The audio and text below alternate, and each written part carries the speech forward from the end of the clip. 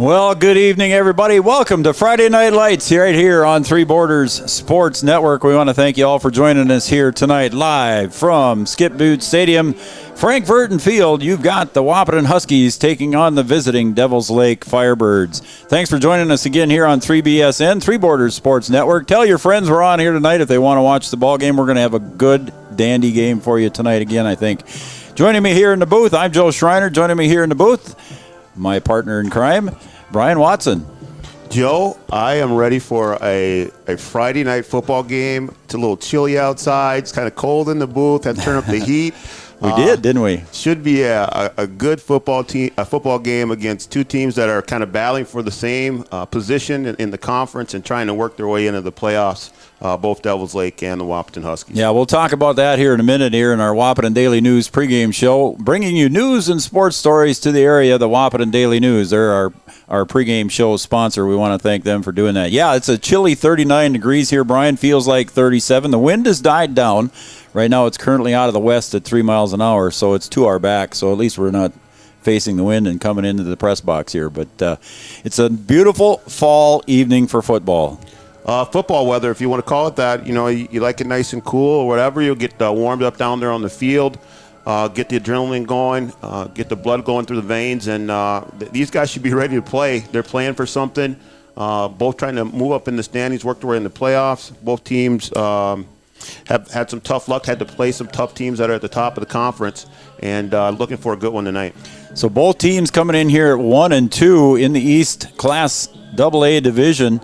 Overall record, Devils Lake is 2-5 with a couple of wins over Watford City and Valley City. Valley City being a common opponent, Brian, but they only beat Valley City 6-0. Yeah, I mean, both teams, played well against Valley. Both got wins against Valley. Only 6 points for Devils Lake in that game. We'll see how they do as far as putting points on the board. They haven't put a lot of points on the board this season, and there's been times where Wahpeton's also kind of struggled a little bit too, as well, to put points on the board. But we'll see how they come at Wahpeton. They don't throw the ball a lot. They haven't had a lot of success on the ground. So we'll see what happens here tonight with Wahpeton and Devils Lake. Is that what you wanted? Okay. Hang on a second here. Let's take a break here, Brian. We got something going on here, so we'll take a break, and when we come back here, we'll have the rest of our Wahpeton Daily News pregame show. This is Three Borders Sports Network. The Wahpeton Daily News wishes all of the Wahpeton Husky sports teams the best of luck this fall. The Wahpeton Daily News thanks you for supporting local journalism, including the News Monitor and the Daily News. Keep up with local news, sporting events, and personal interest stories in our papers. The Daily News offers an e-newsletter for more information at your computer. Check out www.wahpetondailynews.com for much more information. The Daily News supports all area sports teams and wishes the best of luck this season. Sports injuries can put a damper on a young athlete's high school career. Orthopedic and sports physical therapy is here to make sure you get back to playing the sport you love. Whether it's a knee, shoulder, ankle, or back pain, our OSPTI experts will use their knowledge to rehab and strengthen that injured area for a full and complete recovery. Stay in the game with OSPTI. All major insurances are accepted. Call us at 218-641-7725, or you can find us on Facebook at OSPTI, or check us out on the web at www.ospti.net. Thrivent Financial wishes the Wahpeton Husky Fall sports teams and coaches the best of success. Thrivent is proud to have the opportunity to support this community and help those who live and work here make the most of their time, talents, and treasures. Call Will Ulick, your local Thrivent Financial professional. If you're interested in putting plans that align with your values into action, please call Will Ulick at 701-642-1108. Thrivent Financial.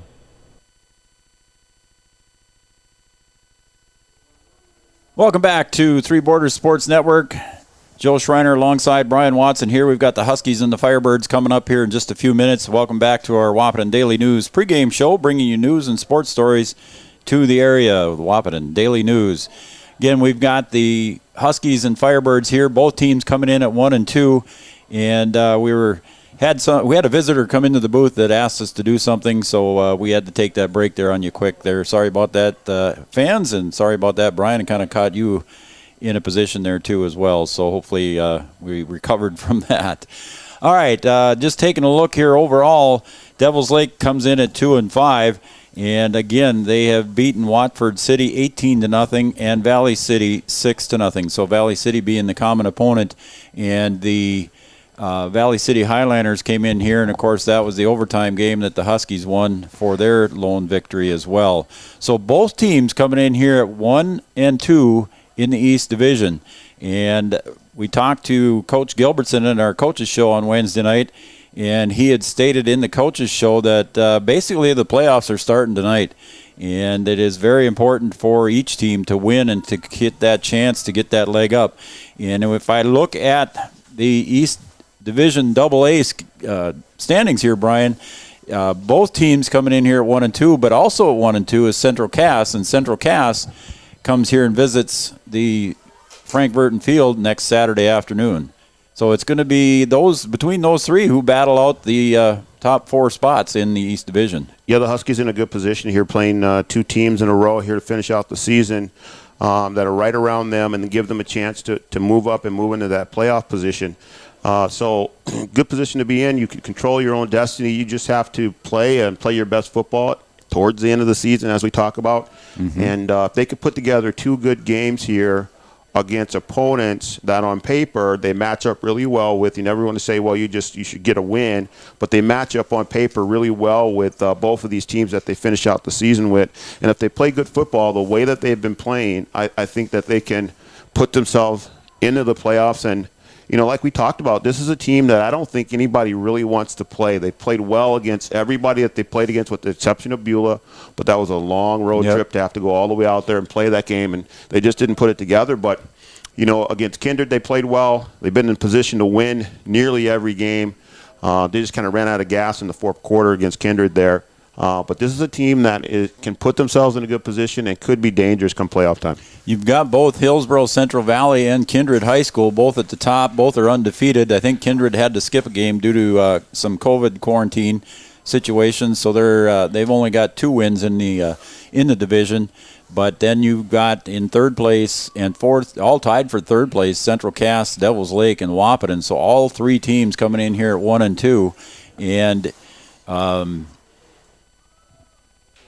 Devils Lake has already lost to Central Cass. That was where I was going with that. And then Wahpeton has got to play Central Cass next week. So if Wahpeton can come in here, Brian, and beat Devils Lake and go to 2-2, drops Devils Lake to 1-3, and then next week Devils Lake has Kindred for their final game. They haven't played Kindred yet, and we know what Kindred's like. They're the number 2 or 3 team in the state.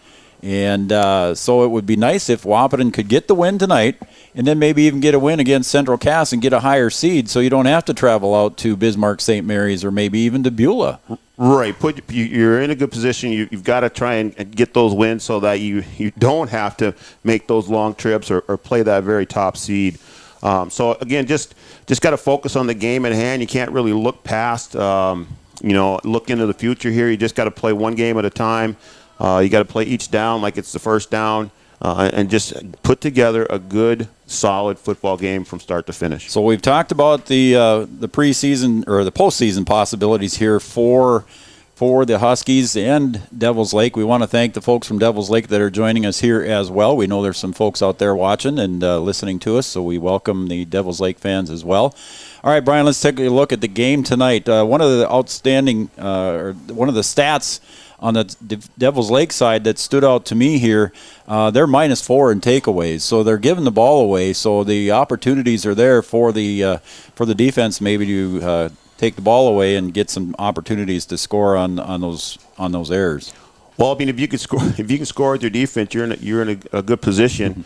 So you have to just play good, solid defense, and if you can get those takeaways and score right away out of them, that's good. But then it's still at least come away with points. If you don't take it back to the house on an interception or pick it up and run it in, you've got to still get something out of it. You don't want to get the takeaway and then get 0 points out of it. That happened a little bit against Kindred. They got a couple takeaways there, but they're not able really to score.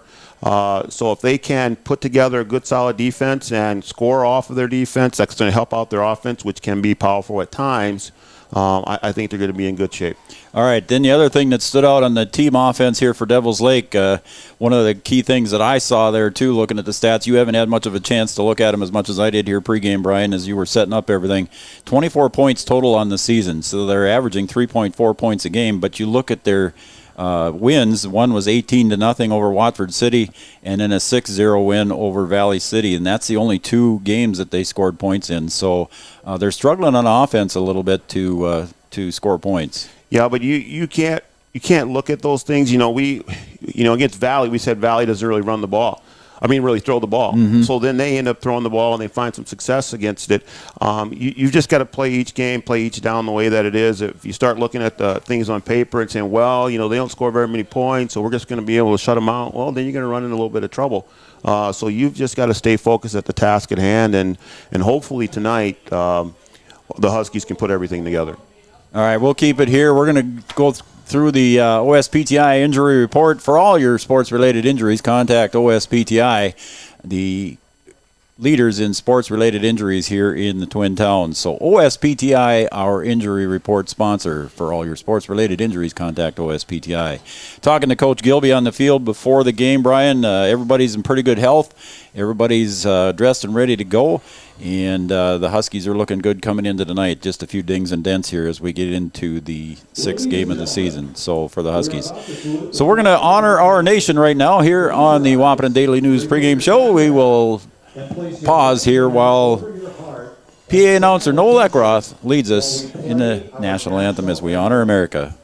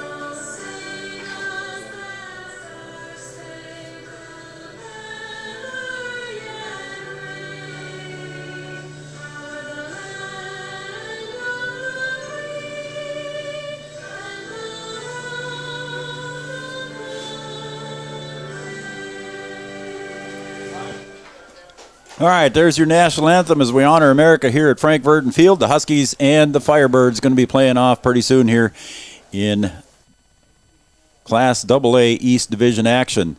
Let's take a look at our starting lineups here, brought to you by Thrivent and Will Ulick.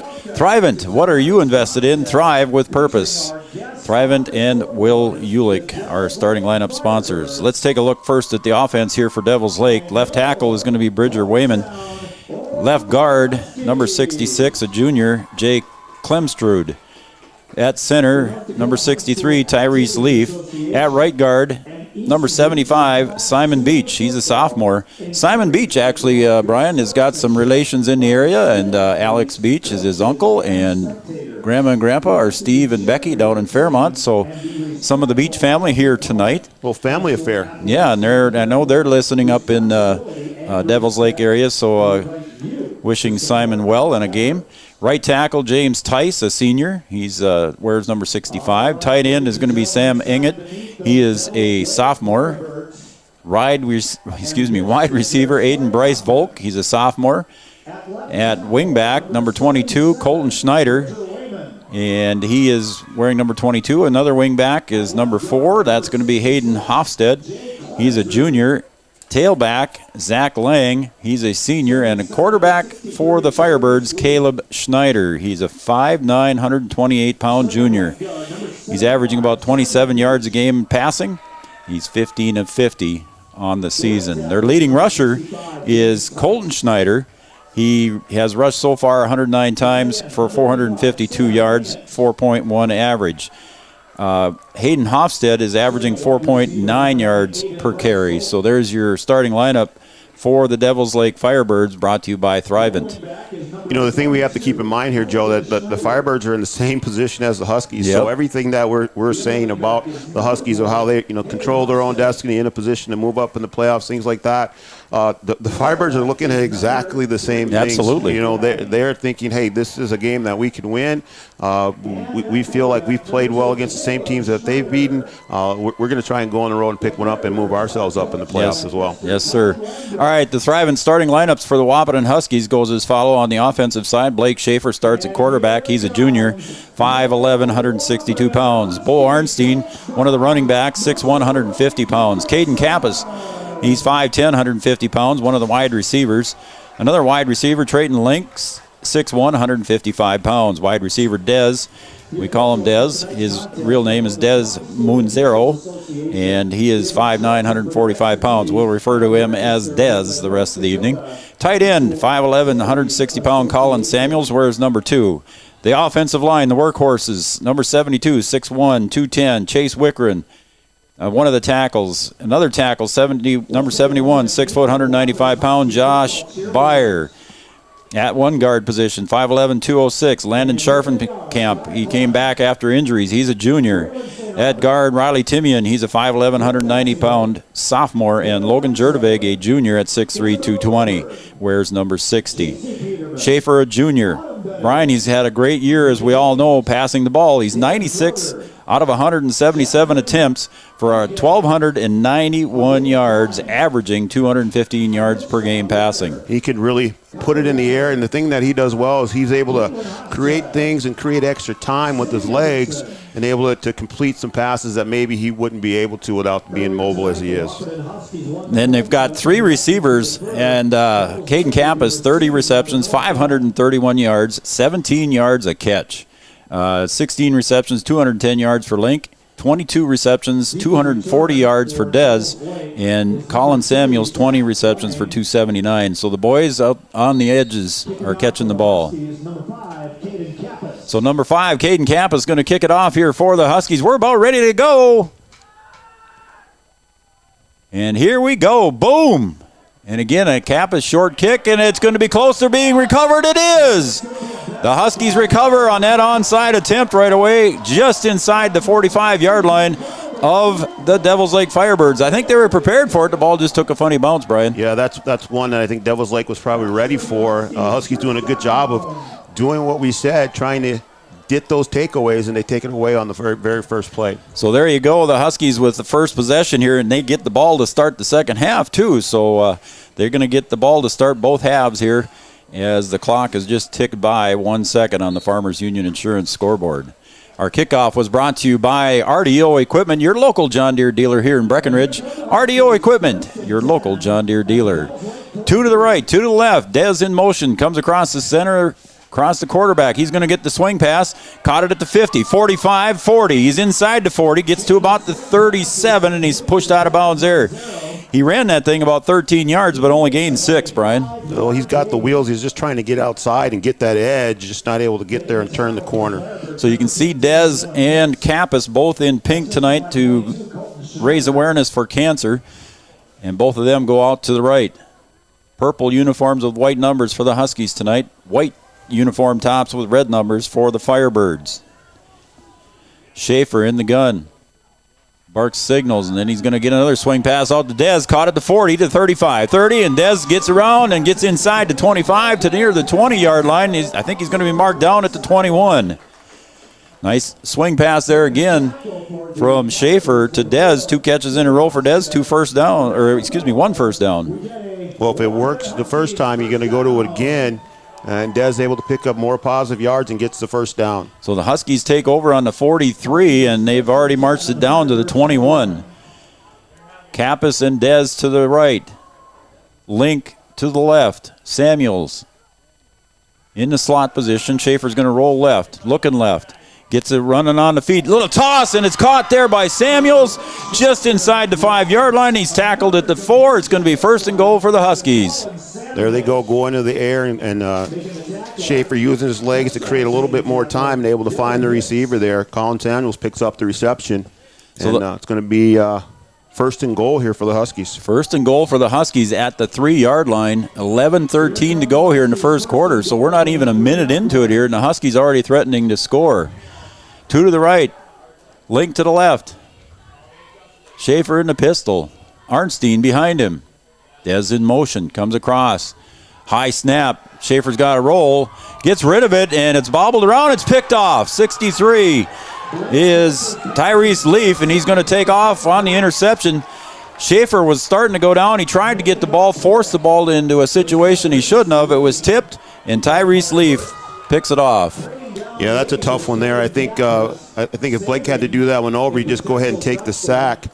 You don't want to turn the ball over down there again. Like we talked about, you get the takeaway early, and then you've got to make sure that you get something out of it, and the Huskies don't get anything out of that turnover.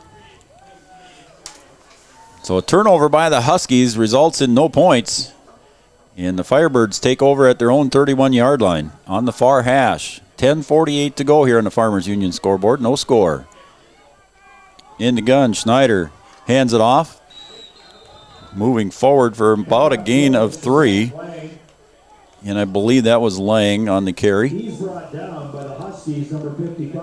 was Zach Lang, the senior, 5'10", 160-pound tailback. Second down and 8 for the Firebirds. Say 2nd and 8 as the Firebirds come to the line.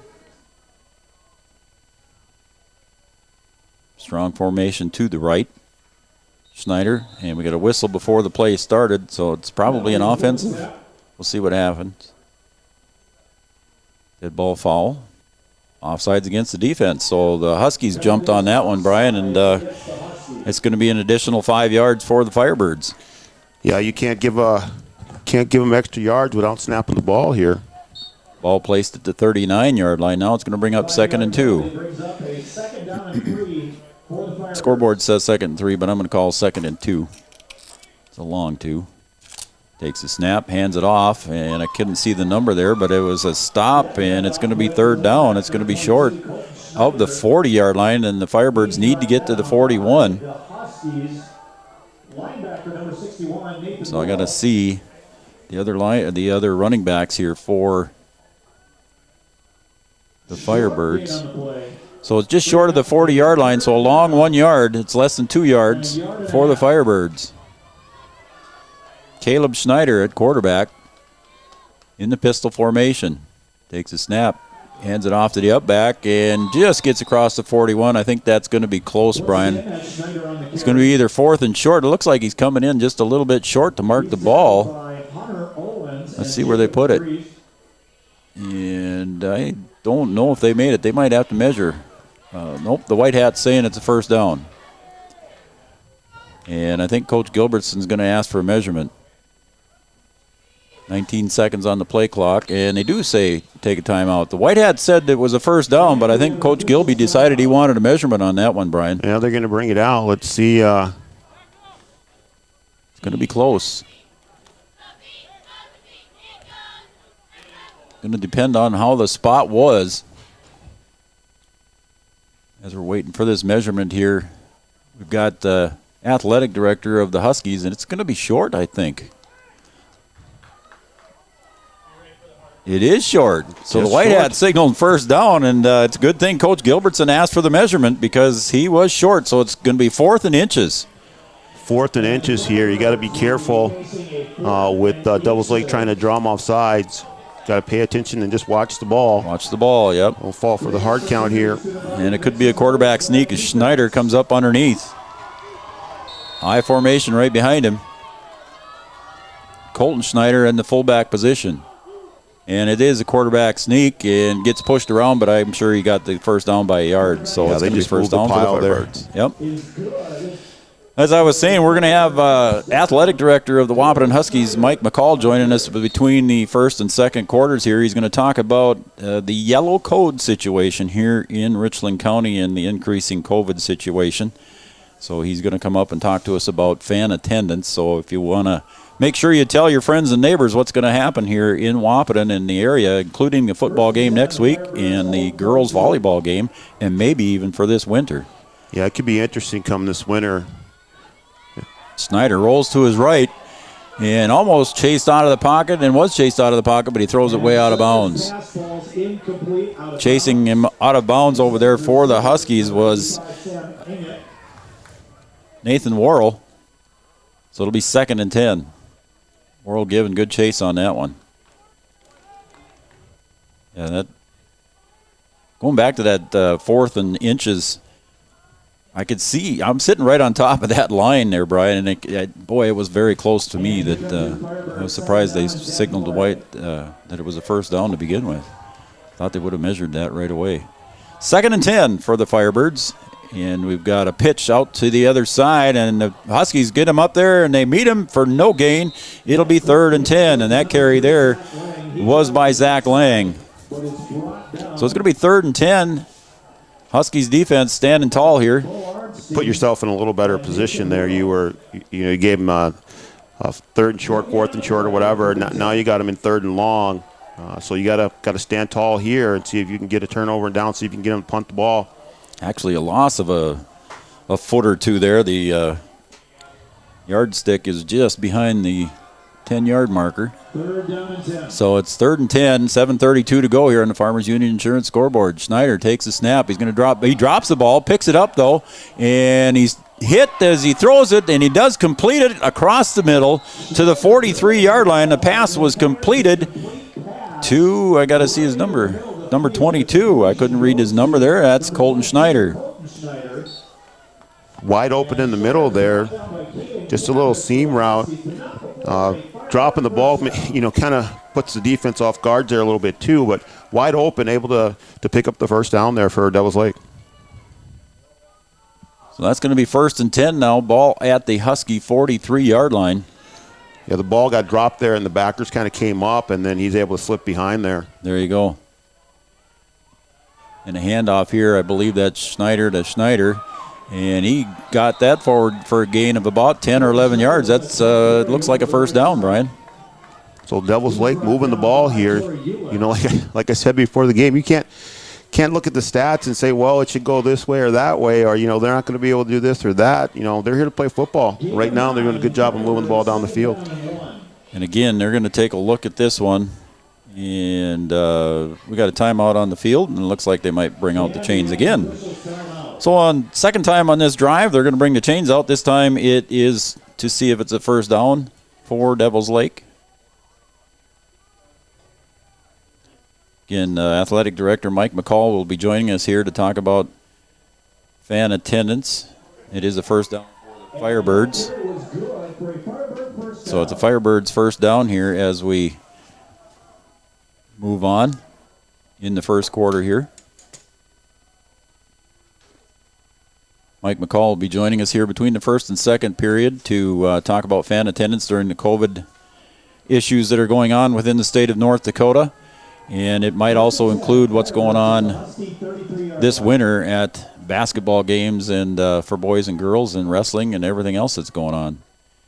Schneider handles the snap just fine, but it's a pass down the sideline, and it was almost picked off there by Colin Samuels, but I think he would have been out of bounds on that one. It was closer to Samuels than it was to the intended receiver, Volk.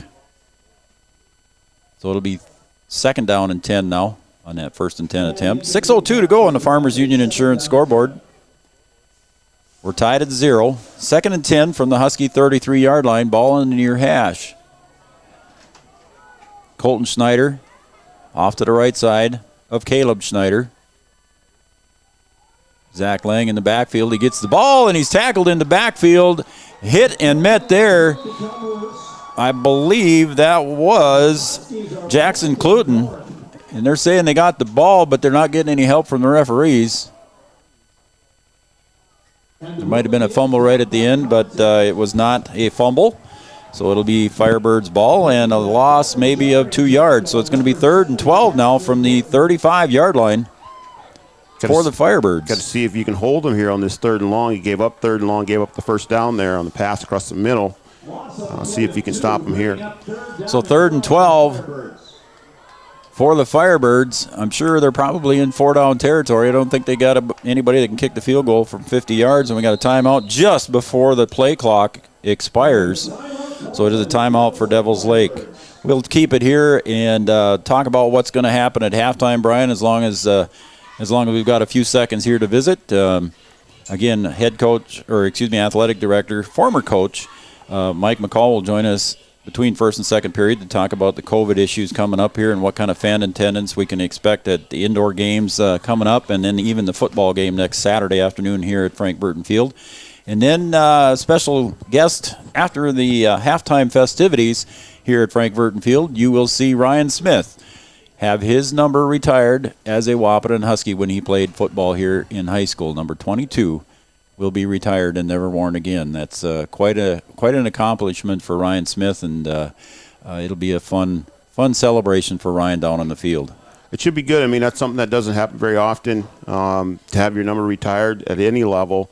But certainly to have it retired at your high school, something that's special. He's had a great high school career, a great college career, and also a good professional career in the CFL. So a very accomplished football player.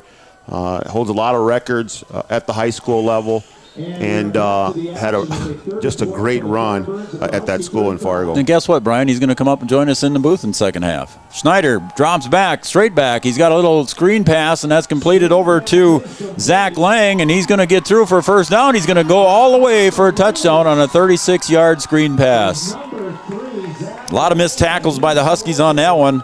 Gets the Devils Lake Firebirds on the scoreboard first, 6-0 with 5:02 to go. Yeah, that was a tough one there. A good play by Devils Lake on the screen. Wahpeton not ready for it, but also just missed tackles too as well, like you said, Joe. Things like that, they can come back to haunt you. You've got to be able to make those plays. So the Devils Lake Firebirds lining up for the kick for the extra point. Their kicker is Caleb Schneider. Kick is up, and it looks like it went through. It is good. So the Devils Lake Firebirds get on the board first. 7-0. Well, the kicker I've got listed here is Caleb Schneider. We'll see. I think that was who it was. So on the Farmers Union Insurance scoreboard, 5:02 to go here in the first quarter. Devils Lake jumps out to a 7-0 lead. We'll see if Wahpeton can respond here. Wahpeton was in a good position there to start. Yeah. And then shot themselves in the foot with the turnover. Yeah, they were down at the 3-yard line. They moved the ball well. And Devils Lake goes right down the field and scores. Started at the 43-yard line. They're on the Firebird side of the ball, or side of the field, excuse me. And got down to the 3-yard line and just couldn't quite push it across. So number 65, Tice, comes in to kick the ball. Normally the right tackle. He's a senior. Tice, 5'11", 257. And he kicks it. And coming over for the recovery, goes out of one of the Huskies' hands, and it's picked up there and moved forward to about the 34-yard line. And picking up the fumble there was Jordan Miller, and moved the ball forward for a couple more yards. So a few positive yards there after the little bobble. Yeah, not able to really get anything out of it. But Devils Lake kicking kind of to the sideline, maybe hoping that they'll get bobbled and go out of bounds. And they can't do anything with it. So let's see if Wahpeton now can respond here on their second offensive possession. And you hear everybody say that too, Brian, that when they kick it to the sideline, that sideline is your 12th man. So that could be some theory and thought behind that. Schaefer in the gun by himself. Motion. And it's handed off to the motion carrier, Arnstein, and he goes across the 40, and he gets across the 40, near to the 42. He's going to be short of a first down. It'll be second and short for the Huskies on that carry there by Arnstein. For the Firebirds. Oh, we got a penalty on the ground too, Brian. I didn't see that. Flag on the ground. It looked like it was against on the preliminary. I didn't see what it was, but it is against the Huskies. And they're marking from the spot of the foul. We'll see. 4, 5. 10-yard penalty. See what they call again. I didn't see it on the preliminary call. And he's not going to call it again. Thought it'd be a hold. I believe that penalty was holding against the Huskies. That's going to march them back. So holding penalty against the Huskies moves them back to their 28-yard line from the spot of the foul. So it's going to be 1st and 17. Ball now at the 27-yard line. Again, Huskies moving the ball, Brian, but shooting themselves in the foot. Yeah. Schaefer in the pistol again. Arnstein behind him. Little swing pass caught over on the far side by Kappas. He breaks a tackle, gets it up forward to near the 40-yard line. So a positive gain of about 11 or 12 yards there for Caden Kappas on the catch. Going the right way now. You just got to put them together and stay mistake-free. No penalties, no turnovers. Got to try and stay mistake-free. 4:15 to go on the Farmers Union Insurance scoreboard. 7-0 lead for the Devils Lake Firebirds. Both teams moved the ball in their opening drives. The Huskies stalled out at the 3-yard line with a turnover. Schaefer in the gun. Takes a snap, drops straight back. Rolls to his left now, looking for a receiver downfield. Now he's got to take the ball down and run, and he gets pushed out of bounds on the near sideline for a couple yards loss. And he was pushed out on the near sideline by Colton Schneider. Just nothing there, trying to use his legs to extend the play a little bit, but Devils Lake a good job covering down the field. Yeah, Link was on a fly pattern heading down the field, and the defender from Devils Lake was right there with him. Taking a look at the defense here for Devils Lake, you got Leaf, Tice, Wayman, Inget, Schneider, Hofstede, Lang, Hintz, Schneider, Springer, and Volk. Your starters on defense for the Firebirds. Samuels in motion to the right. Schaefer drops back, and he lets it fly down the right sideline, just out of the reach.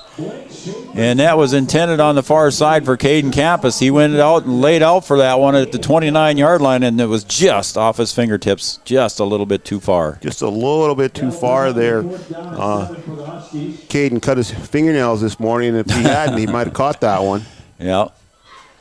Caden broke away from the defender, and Caden's got good speed. Just wasn't enough to get to that ball as he seen that thing going just flying down the numbers on the far side. It's going to bring up 4th and 7 for the Huskies. Kappas back in punt formation. 2 receivers to receive the punt, standing at their own 32.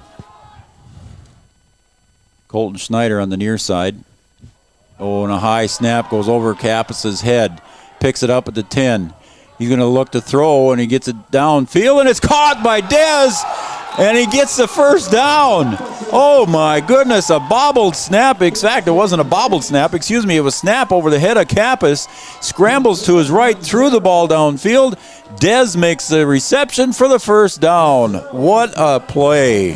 Joe, that's just a heads-up play by a young football player. The sophomore putting it together there on the bad snap, able to make something good out of nothing. A great pass and then a great reception there by Dez to pick up the first down. So the Huskies continue this drive on an odd play. Last week against Kindred, they also had a bad snap, and it resulted in just the opposite for the Huskies. Against Kindred, you don't want to do that. Schaefer pitches it this time to Arnstein. He's going to weave his way back and forth, gets close to the 50, but not quite there, maybe a gain of 1. So Arnstein carries it forward with 3:20 to go here on the Farmers Union Insurance scoreboard. 7-0 lead for Devils Lake. The ball is placed at the 48-yard line, so a very short gain for Bo. You just need some plays like that every once in a while, something that looks like it's just going to be a disaster, and it turns out to be pretty good. But you got to capitalize on it, though. The Huskies sideline was pretty excited on that one. 2 to the right, 2 to the left. Schaefer in the pistol. Arnstein behind him. There goes Dez in motion to the right. Little swing pass to Dez. He picks it up at the 44, and he is met there by a host of Devils Lake Firebirds at the 45. It's a loss of about 3 or 4. It'll bring up 3rd down for the Huskies. Devils Lake doing a good job of covering there. That pass there behind the line, those can be dangerous sometimes. You drop those and you think it's an incomplete pass, but because it's thrown backwards, it's actually a fumble. So got to be careful with those. Yep. We've seen a few turnovers in those situations. 2:22 to go here in the first. Schaefer in the pistol. 2 to the left, 1 to the right. Samuels in the slot position. Schaefer takes the snap, drops back, looks to his left. Coming in is Link across the 50, the 45, almost broke it. He's going to be close to a first down right here in front of me at the 42-yard line. We'll see where they mark it. It is going to be close. Let's see if they measure or they say it's good. It's going to be close. It'll bring third and short if it isn't a first down. We'll see where they mark it. See if Coach Gilbertson wants a measurement. Nope, they're going to say it's a first down and move the chains. We'll see if Devils Lake calls a timeout to measure. Yeah, I'm surprised they didn't. Over across the other sideline there, Coach Lambrecht in his first year there, he was eyeballing it too, but maybe it was close enough to call it a first down. So Huskies 1st and 10 from their Firebirds 41. Schaefer is under pressure, and we got a sack in the backfield. And I believe, I can't see the number here, 66, 65. James Tice. James Tice with 6.5 tackles for a loss here so far on the season. Just put 7 on the board for himself, 7.5 I should say. Tice coming in at 5'11", 257. Schaefer's got 2 to the right, 2 to the left, second down and long. Again, pressure. Schaefer does well to get rid of the ball, puts it out of bounds, and brings up third down before he got sacked. So the Devils Lake Firebirds defensive line, Brian, putting a lot of pressure on here with under a minute to go in the first quarter. Doing exactly what they need to do. You got to keep the pressure on, and the Devils Lake defense is getting the job done right now. So that's going to bring up third and about 20 for the Huskies here. Ball right at almost, they called intentional grounding. I didn't see the flag. So they must have threw it late, yeah. So they threw the flag late after a conversation, so it's going to be, I believe it's a loss of down too. So it'll be a mark all the way back to the 30-yard line. So it's going to be third and about 20, 30, almost 40 yards. It's 39, third and 39 we're calling it. And the referees, Coach Gilbertson, is talking to the side judge and the white hat. Didn't get satisfaction there, I don't think, or they're talking about where they're marking the spot from. I don't know. We'll see what they do.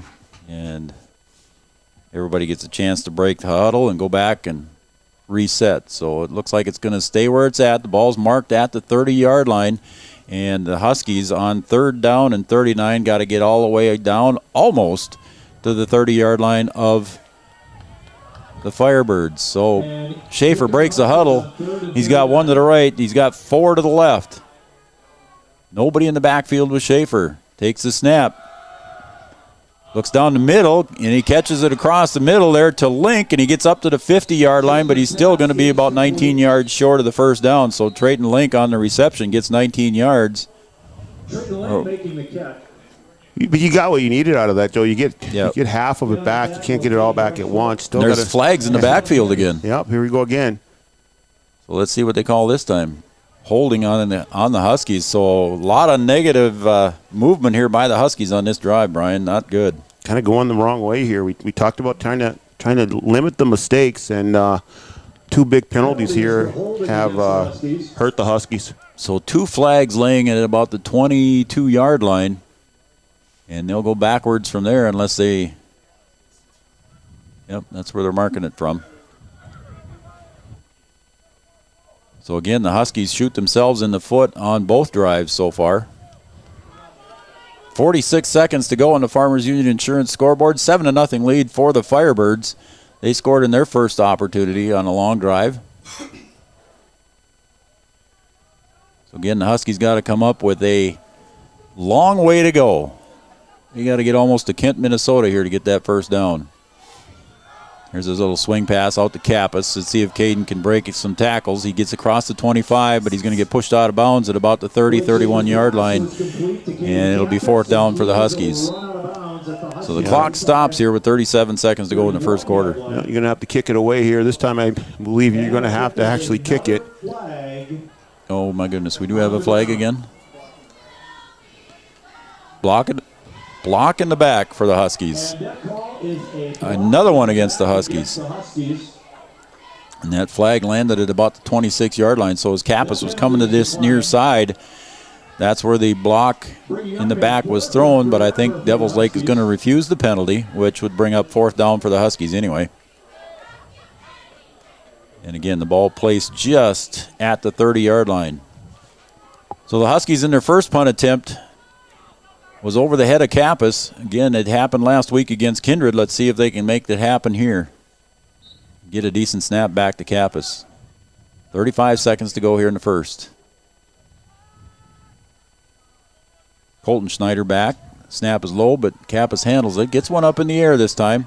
And I think it's going to be called interference. And Dez hit Colton Schneider a little bit too early, so another flag on the Huskies. Yeah, Colton Schneider was not able to catch that. There was an interference call there. How many penalties is that in a row? Wow. 4 or 5?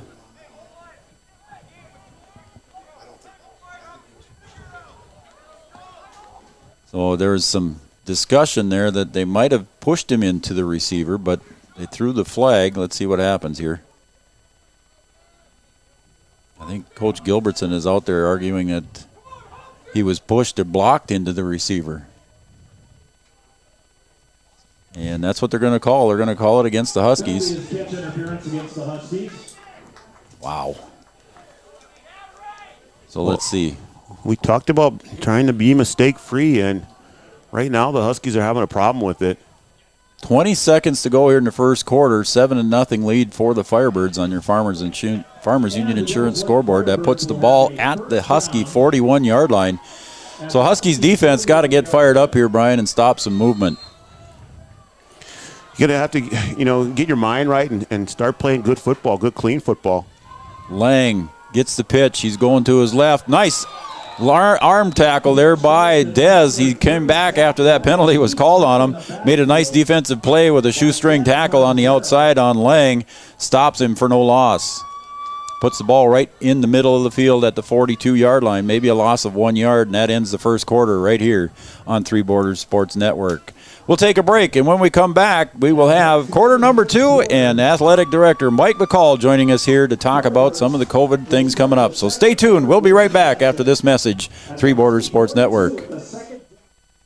Expert service for season-long performance. RDO does that in Breckenridge. Leaf and snow removal seasons challenge your equipment. Make sure it's prepared for the tasks ahead. At RDO, we'll perform all regularly scheduled maintenance and switch out attachments, so your John Deere and other brands will run at peak performance all season long. We'll even pick up and deliver your equipment. Talk about easy. Call 218-643-2601 to schedule service at RDO in Breckenridge.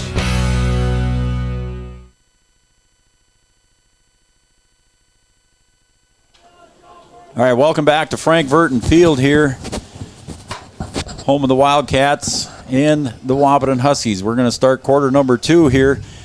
And on the Farmers Union Insurance scoreboard, the Devils Lake Firebirds lead the Wahpeton Huskies 7-0. And we've got some conversations going on, and I believe, was there a penalty at half or in between quarters? There was a flag, and I think it's going to be against the Huskies. Oh, boy. Okay, so we'll clear that up. There is a dead ball foul, unsportsmanlike conduct against the Huskies. Okay, we're joined in the booth here by Athletic Director Mike McCall. Thanks for joining us here tonight, Mike. And we're here not only to talk a little bit of football here with you, but we're also going to talk some Husky COVID regulations. Again, unsportsmanlike conduct here in between the quarter. So the Huskies, another penalty, Brian, as the Huskies going backwards here with the ball. More penalties than I've ever seen in a row here. Unbelievable. All right, Mike, former head coach of the Huskies, it's got to be frustrating when all the penalties are going against you. It is. It's just poise and composure. They'll get it back. The Lang takes the pitch, goes around the right side, gets inside the 20, and he's tackled there at about the 18, 19-yard line. We'll see if they mark that a first down as Lang carries it forward for a gain of at least 10. I think we got a flag on the field. Is there really? Yeah, there is. Other side. Oh, yeah, there it is. Holding. There we called one against Devils Lake. Now the fans are cheering down there too as well. So holding against Devils Lake is going to march them backwards 10 yards from the spot of the foul. So, Mike, we've got some COVID regulations going on here, and I think Richland County's going yellow. So how's it going to affect Husky fans? Let's talk about that, see what's going to happen here. Well, starting Monday, our new guidelines will go into effect, and we're going to be limited. We're going to be between personnel and attendees. We're going to be at less than 100 indoors, and it's also going to affect us. We've got to stay close to 100 as we can for outdoors as well. Schneider rolls to his right, pass incomplete, intended for Colton Schneider. So we're looking at attendance being limited at the home volleyball games, Mike, by what? To 100? To less than 100. Less than 100. So how do you plan on doing that? Are they going to have wristbands? Are you doing the voucher thing again? How are you going to do that? We're going to continue with the wristbands, and it'll be issued to the players and for them to give out. And the other thing on top of that is it's family members. The high school activities, I visited with them today. There's some regulations that they're sending out for postseason play, and we're going to follow those guidelines as well. So Schneider gets the snap, looks to his right, tosses down the far sideline, and it's broken up over on the far sideline. I believe that was Link over there breaking that one up. Can't quite read the number from up here, but I think that was Trayton Link. Or was it Arnstein? Arnstein, I believe. Looks like a 6. So family members only will be able to attend the volleyball game. Yep, and then it's basically going to be the same thing next Saturday here for football. We'll be limited to, after talking to the High School Activities Association, we're going to be limited to, we're going to have less than 150 people in the facility next Saturday. And that will include players and everything. I mean, players, fan workers. That does not include players. Okay. That came from the High School Activities Association. 3 seconds to go on the play clock. 2-1, and the snap gets off just in time, and a draw play coming to the near side. Lang gets across the 30, maybe to the 25. It'll be fourth down and about 7 yards as the Huskies gang tackle Lang, but he still gains about 7 yards on that carry. All right, so now let's take a look at next Saturday afternoon. They take on Central Cass. Could be a key play-in game here for the Huskies. What kind of fan attendance can we expect for the Saturday game against Central Cass? Well, there'll be less than 150 fans in the facility. In the outdoor facility, yes. Even less than 150 people. So have you decided well, let's get this fourth down call first. It's going to be fourth and about 8. Schneider's got trips to the left. He's in the pistol formation. We got a whistle, and there's a movement on the line. Yeah, a flag down there. I see a flag. Offsides on the defense. Did we move? I didn't see it. Did you see it, Mike? I did. We leaned forward on the far side and broke the neutral zone. So it's going to make it fourth and 2. Jeepers. So another flag against the Huskies. Going to put the ball just inside the 21-yard line. So it's going to be fourth and a long 2 or a short 3. So a little bit easier for management here as it's going to bring up fourth and short now for Devils Lake as Schneider comes up. He's got Schneider in the backfield with him. Lang set behind him, and a pitch to Lang around the right side. He gets close to the 20. He's met there, and he's going to get the first down and then a little bit more, I believe, just maybe a yard past the first down marker. And it's going to be first and 10, I believe. Had a chance there to get the stop and just another missed tackle. They are moving the chains. So it'll be first down and 10 for the Devils Lake Firebirds at the Huskies' 16-yard line. And you look at the 2 Devils Lake drives, encroachment by the Huskies has given them the first down, which gave them those drives. That one there could have very well kept that one alive too. Good point. The Schneiders in the backfield. Lang deep in the eye. Schneider up the right side off the right tackle, gets forward, met by a couple of Huskies, but still gets down inside the 10 and close to a first down there on the carry of about 9 yards. So that's going to bring up second and short for the Firebirds here. On the Farmers Union Insurance scoreboard, we just went under 10 minutes, and the Firebirds lead right now 7-0. So the Firebirds break the huddle. Second and 1 from the Husky 7. And he's got split backfield. In the pistol position is Schneider. And he hands it off. This time to Colton Schneider. He goes off the left side, off between the guard tackle position, gets in for the touchdown, a 7-yard carry for the 6 points. So at 9:34 of quarter number 2, Devils Lake gets themselves on the board on that quick carry there by Colton Schneider.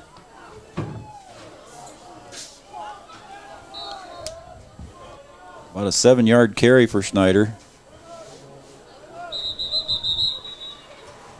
And we got a timeout.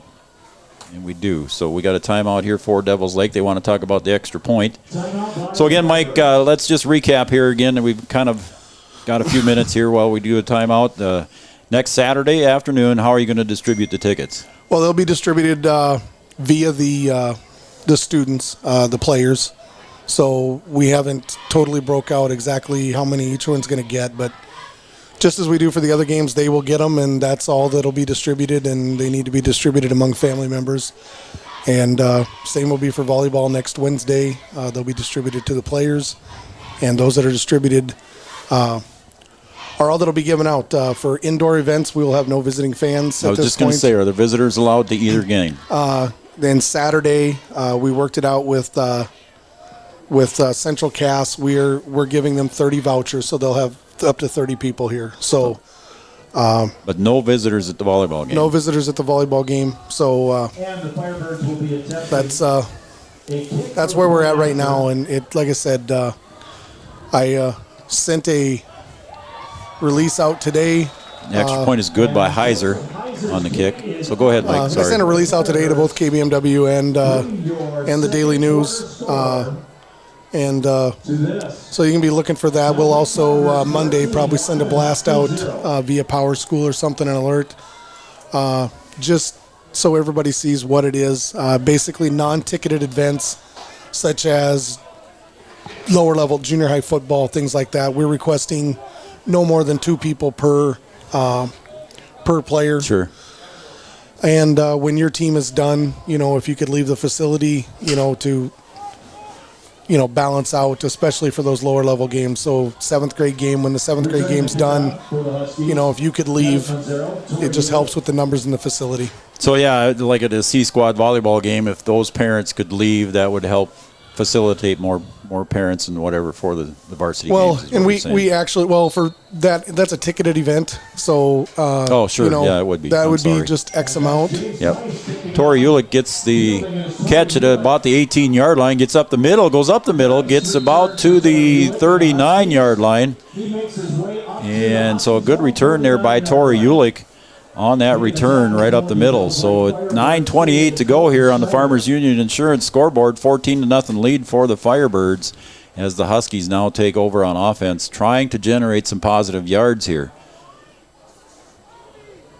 So the Huskies just got to keep their mind in the game here, Mike, and just keep moving the ball. Well, like I said, we've been moving when we get the ball. We're moving the ball. We're just going the wrong direction with penalties and mistakes that are, and some of them are away from the ball. I mean, so 3 receivers to the left, 1 to the right. Schaefer gets the snap, drops back 3 steps, looks down the right sideline, aiming for Kappas, and Kappas makes the catch. Beautiful catch over on the near sideline by Caden Kappas at the 31-yard line, a gain of about 25 yards. Nice catch there for Caden Kappas on the sideline. You just wondered how long it was going to take for them to find Caden streaking down the sideline.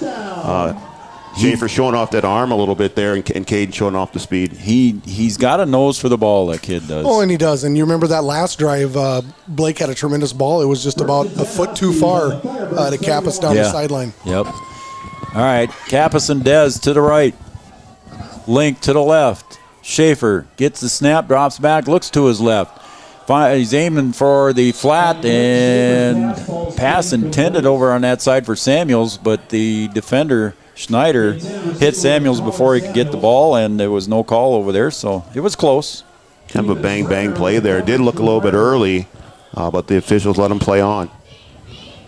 So 9:15 to go here in quarter number 2, 14-0 lead on your Farmers Union Insurance scoreboard. Schaefer brings out 3 receivers to the right. 2 to the right. Dez and Kappa. Samuels in the tight end position. Link out to the left. We got a whistle. Timeout for Wahpeton. And we have a timeout called by the Wahpeton Huskies. So we'll keep it here one more time, Brian. And we'll visit some more with Athletic Director Mike McCall. Again, kind of going over the COVID regulations that are coming up.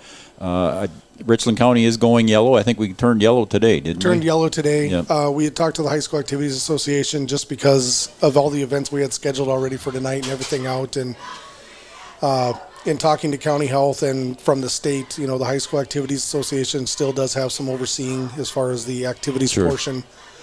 And so, we got some guidelines from them today, what's going to happen with playoffs and postseason and for the fall sports. So, we're trying to follow similar with what we're doing for the rest of the football season here and volleyball season. And what do you think is going to happen this winter?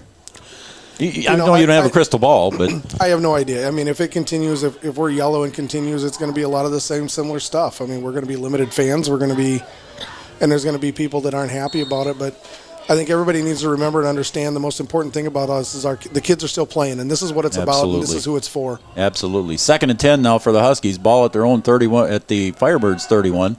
Schaefer goes across the middle.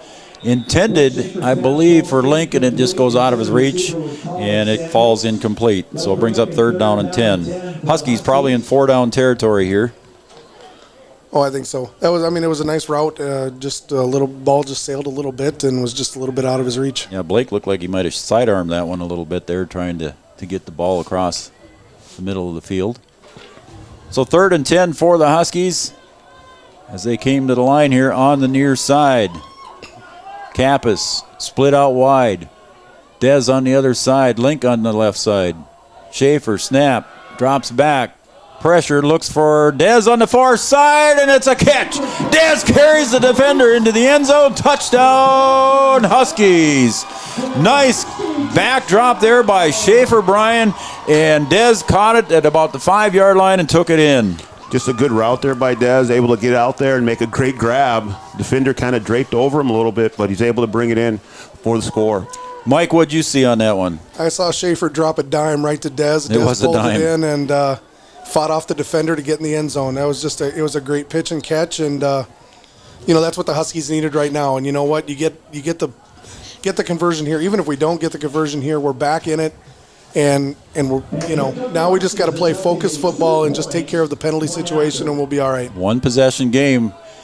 Huskies going for 2. Schaefer in the pistol, takes the snap, rolls to his right. Now he's going to cut it upfield, and a toss across, and he gets it. Is it complete? Yes, it is complete. As coming across was Dez for the 2-point conversion on the pass. Again, Schaefer did that one with his feet. He did it with his feet, and he had to flip it quick because he was getting hit, and Dez reached out and one hand grabbed it. I mean, that was pulled in with one hand. That was a tremendous catch by Dez. And with 9 minutes to go here, you got a whole new football game now. Yep, 14-8 on the Farmers Union Insurance scoreboard. 9:02 to go. What'd you see, Brian? Just Schaefer making things happen again as he does. He's able to extend plays with his feet and does it again there. And they're creeping their way back in it, starting to play better football now. They just got to clean it up consistently and stop shooting themselves in the foot. Yep, 2 out of 3 drives so far here. The Huskies have moved the ball positively. Unfortunately, it ended up in an interception on a tip pass down at the 3-yard line in their very first drive, and it turned the ball over to Devils Lake, and they went down and scored. But again, positive yards for the Huskies on a couple of drives, with the exception of that one where they had five penalties in a row there, I think. So Kappas is setting up the ball here at the 40-yard line with 9:02 to go on the Farmers Union Insurance scoreboard, 14-8 in favor of Devils Lake. We'll see if Kappas pooches this one or if he goes deep with it. Got his team lined up from the 40-yard line. Kappas approaches it. It is a little squib kick. Gets to the 10 yards, and Huskies think they recovered at the 50. They're saying there's a whole team is saying they got it. There's a fight down underneath there for that one, I bet. Devils Lake's pointing their way. Wahpeton's pointing the other way. And the Huskies get the ball on that little dribble kick there. It was rolling very slow, and who came up with that? Is that Cluden? No. That was DeVries. That's Jacob DeVries, isn't it? 88. Is it 88? Is that Burnt? Yeah, it was. Jacob Burnt. Attaboy. On the kickoff coverage, Jacob Burt comes up with it. I couldn't read the number very well. These numbers are a lot better than the black on the black there, Coach. And purple when he first kicked that, I didn't even know it was going to make 10 yards. No, I didn't either. Really didn't. It was very, very close. And I honestly think their kid might have got it, but we just yanked it away from him and ended up with the ball. So ball's at the 50, right at center field. Now let's see if you can get something out of this turnover. You didn't get anything out of the first one to start the game. Let's see if you can be productive here. Schaefer drops back, looks down, pass intended for Dez again, just out of his reach at the 30-yard line. So pass falls incomplete. Schaefer dropped back just a little bit too high for Dez to handle. Well, he got lit up as he was throwing it. He had to get rid of it quicker than he wanted, and he wasn't able to step into it, which caused the ball to sail a little bit. So that's why it just sailed just a little bit on Dez. So it's going to bring up 2nd and 10 for the Huskies. Ball right at midfield. And it's actually in about the center of the field as well, right between the hash marks. Schaefer, he's got 2 to the left, 2 to the right. Dez in motion to the right. He's looking for Dez on the right side again. He's got to complete the Kappas, though, at the 42-yard line. He gets forward inside the 35, inside the 30, down to about the 28-yard line, 1st and 10 for the Huskies. And there's a flag. Is that going to be a block in the back or holding? I'm going to say block in the back if it's going to be on the Huskies. We have a penalty on the field. Gosh, dang it. They keep shooting themselves in the foot. Nice catch and run there by Caden Kappas to get some more yards after the carry, or after the catch, and it's a hold against. Yeah, block in the back. Was it? Or they'll get used to hands, whatever. Yep. Wow. And that flag was thrown at the 40, so that's going to bring it right back to the 50. So, we're going to play that one over again, 2nd and 10. As the clock starts. You got to try and do the same thing. Well, and that's just one of those ones where I think the guy that got caught with the penalty was in no man's land because the receiver switched directions and the guy turned on him and trips to the right for the Huskies. Schaefer drops back, goes to the right, finds Dez just on a little swing pass. Dez tries and struggles, and he beats the defender, gets forward to the first down at the 39. 1st down and 10 for the Huskies at the Firebird. 39, nice catch and struggle for the first down there by Dez. Dez doing a good job with the second effort there, be able to just get a couple extra yards and pick up that first down. Absolutely. Just nice pitch and catch, and Dez he's fighting for every yard he's getting after contact, and it's paying off. Dez, he's all fired up here. He's the senior on the squad there. He's 5'9", 145 pounds, but he's playing big tonight. Schaefer all alone in the backfield, in the gun formation. Puts Arnstein in motion, hands it off to him. Gets to the 40, maybe to the 36. And we see a flag. And I don't know if that's going to go against the Huskies or what it is, and they're going to say a hold again against the Huskies. So they're moving backwards again. So the Huskies once again shooting themselves in the foot after positive yardage by Arnstein. The Huskies are getting flagged a lot tonight. Back to the 50-yard line we go. So it'll be 2nd and 20, 2nd and 19. Excuse me, 1st and 19.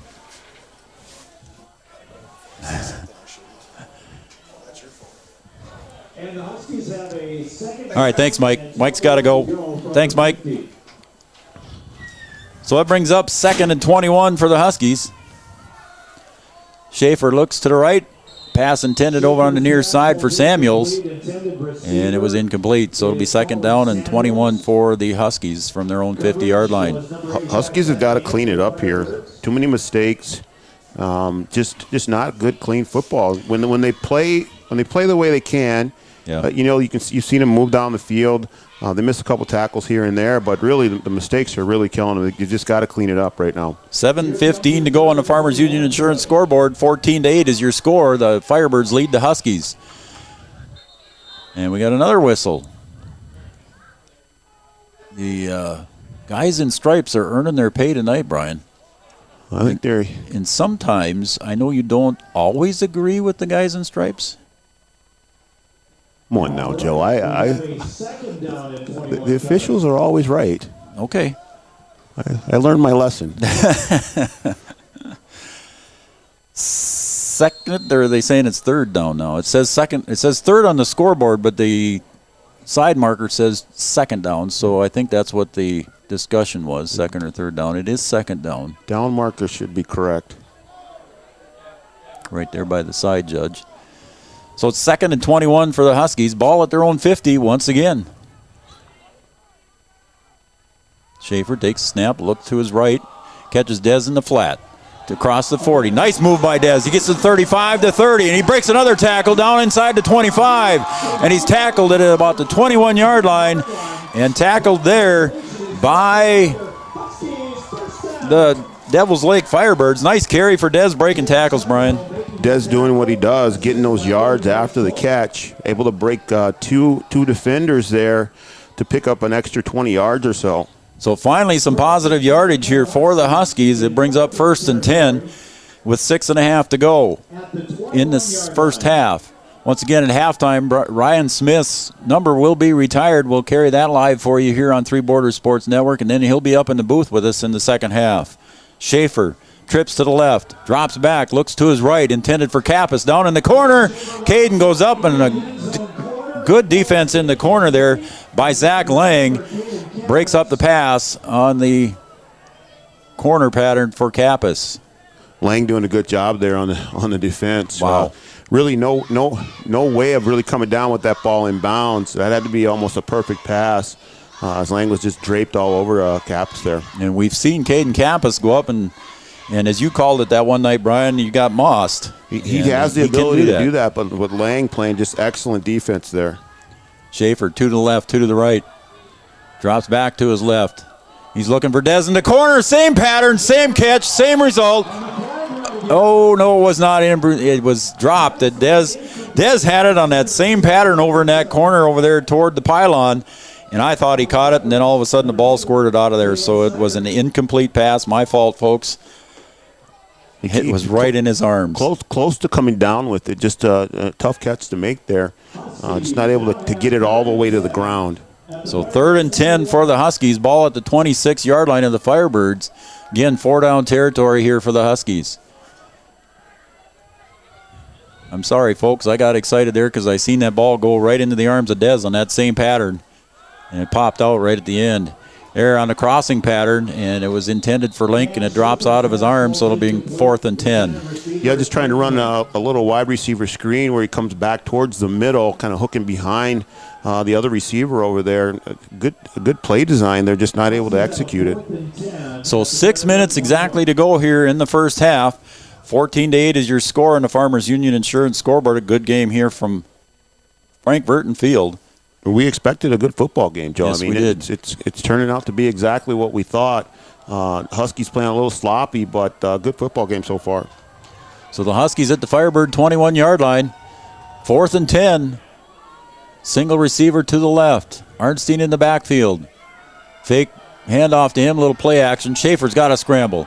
He gets around and not quite out of the reach, and he's tackled there on the outside by Sam Engett for the loss, and it'll be 1st and 10 for the Firebirds. Yeah, Schaefer not able to get away there. He's had some success of being able to extend the play, but nothing there. Devils Lake doing a great job on defense, getting into the backfield and not letting Schaefer pull off a little magic there. On a 4th and 10, the defenders for Devils Lake, Engett included, just put the ears back and go. Well, now you got to turn up on defense here. You got to play mistake-free football again. See if you can get a 3 and out here and maybe stay on the good side of the field and get a score here before halftime. So the Huskies want to make sure the defense goes to work here and prevents Devils Lake from going down and getting one more score before the half. There's a handoff and a breakaway. There goes Lang. Lang around the right side, gets to the 50, and he's pushed out of bounds on the far side by Torrey Ulick. He's pushed out at about the 48-yard line of the Huskies. Not what the Huskies wanted on that first down play. No, good speed there to the outside. And Devils Lake and Lang trying to make it tough on the Huskies to get them off the field here. So it's going to be 1st and 10 for the Firebirds at the 48-yard line of the Huskies. Little back and forth football here. Again, the Huskies drive in the early second quarter. They went backwards. due to penalties. And again, a handoff to Lang, and he stopped at about the 45 for a gain of about 3. And mark it at the 45-yard line, so that'll be a carry of about 3 yards as we approach 5.5 minutes to go. 14-8. As Thiel is credited with the tackle. 2-3, 2nd down and 7.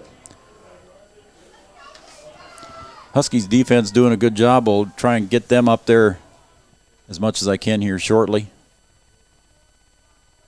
Hand off to Schneider, goes to Schneider, and he breaks away, and he's going to go all the way. He's inside the 15, inside the 5, touchdown, and that is a 45-yard touchdown run for Colton Schneider. Snyder just showing off the speed there. Wow, he took off, didn't he? Just a little sweep. Just able to get past the defense and turn it on the wheels and goes all the way to the house for the score. So again, Huskies not wanting to see that happen, but that's exactly what happened as they gave up the points again right away here on a 45-yard touchdown run. And coming in to kick again for the Firebirds. The kick is way up in the air, but it looks like it's going to come down. It is good, and a kick is successful by Heiser. So kick by Heiser is good, and that makes the score 21-8 now on the Farmers Union Insurance scoreboard. I think we'll take a break here, Brian, on the Farmers Union Insurance scoreboard. 5:01 to go in the second period. It's 21-8 in favor of the Devils Lake Firebirds right here on Three Borders Sports Network. We'll be back right after this message. Around here, every town is a sports town. And why not? Sports were important to us growing up. And we want the same for our kids. To get involved, because that's how kids learn to lead. And why Farmers Union Insurance supports these programs. Farmers Union Insurance. They don't just protect our community, they invest in it.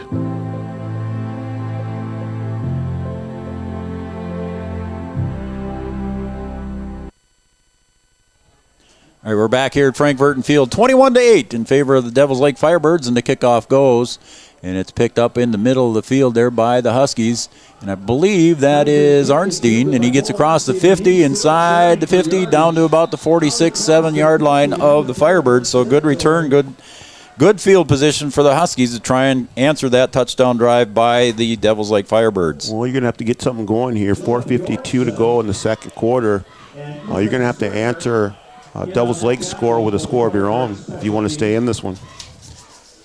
Well said, Coach. 4:52 to go here now in the first half. 21-8.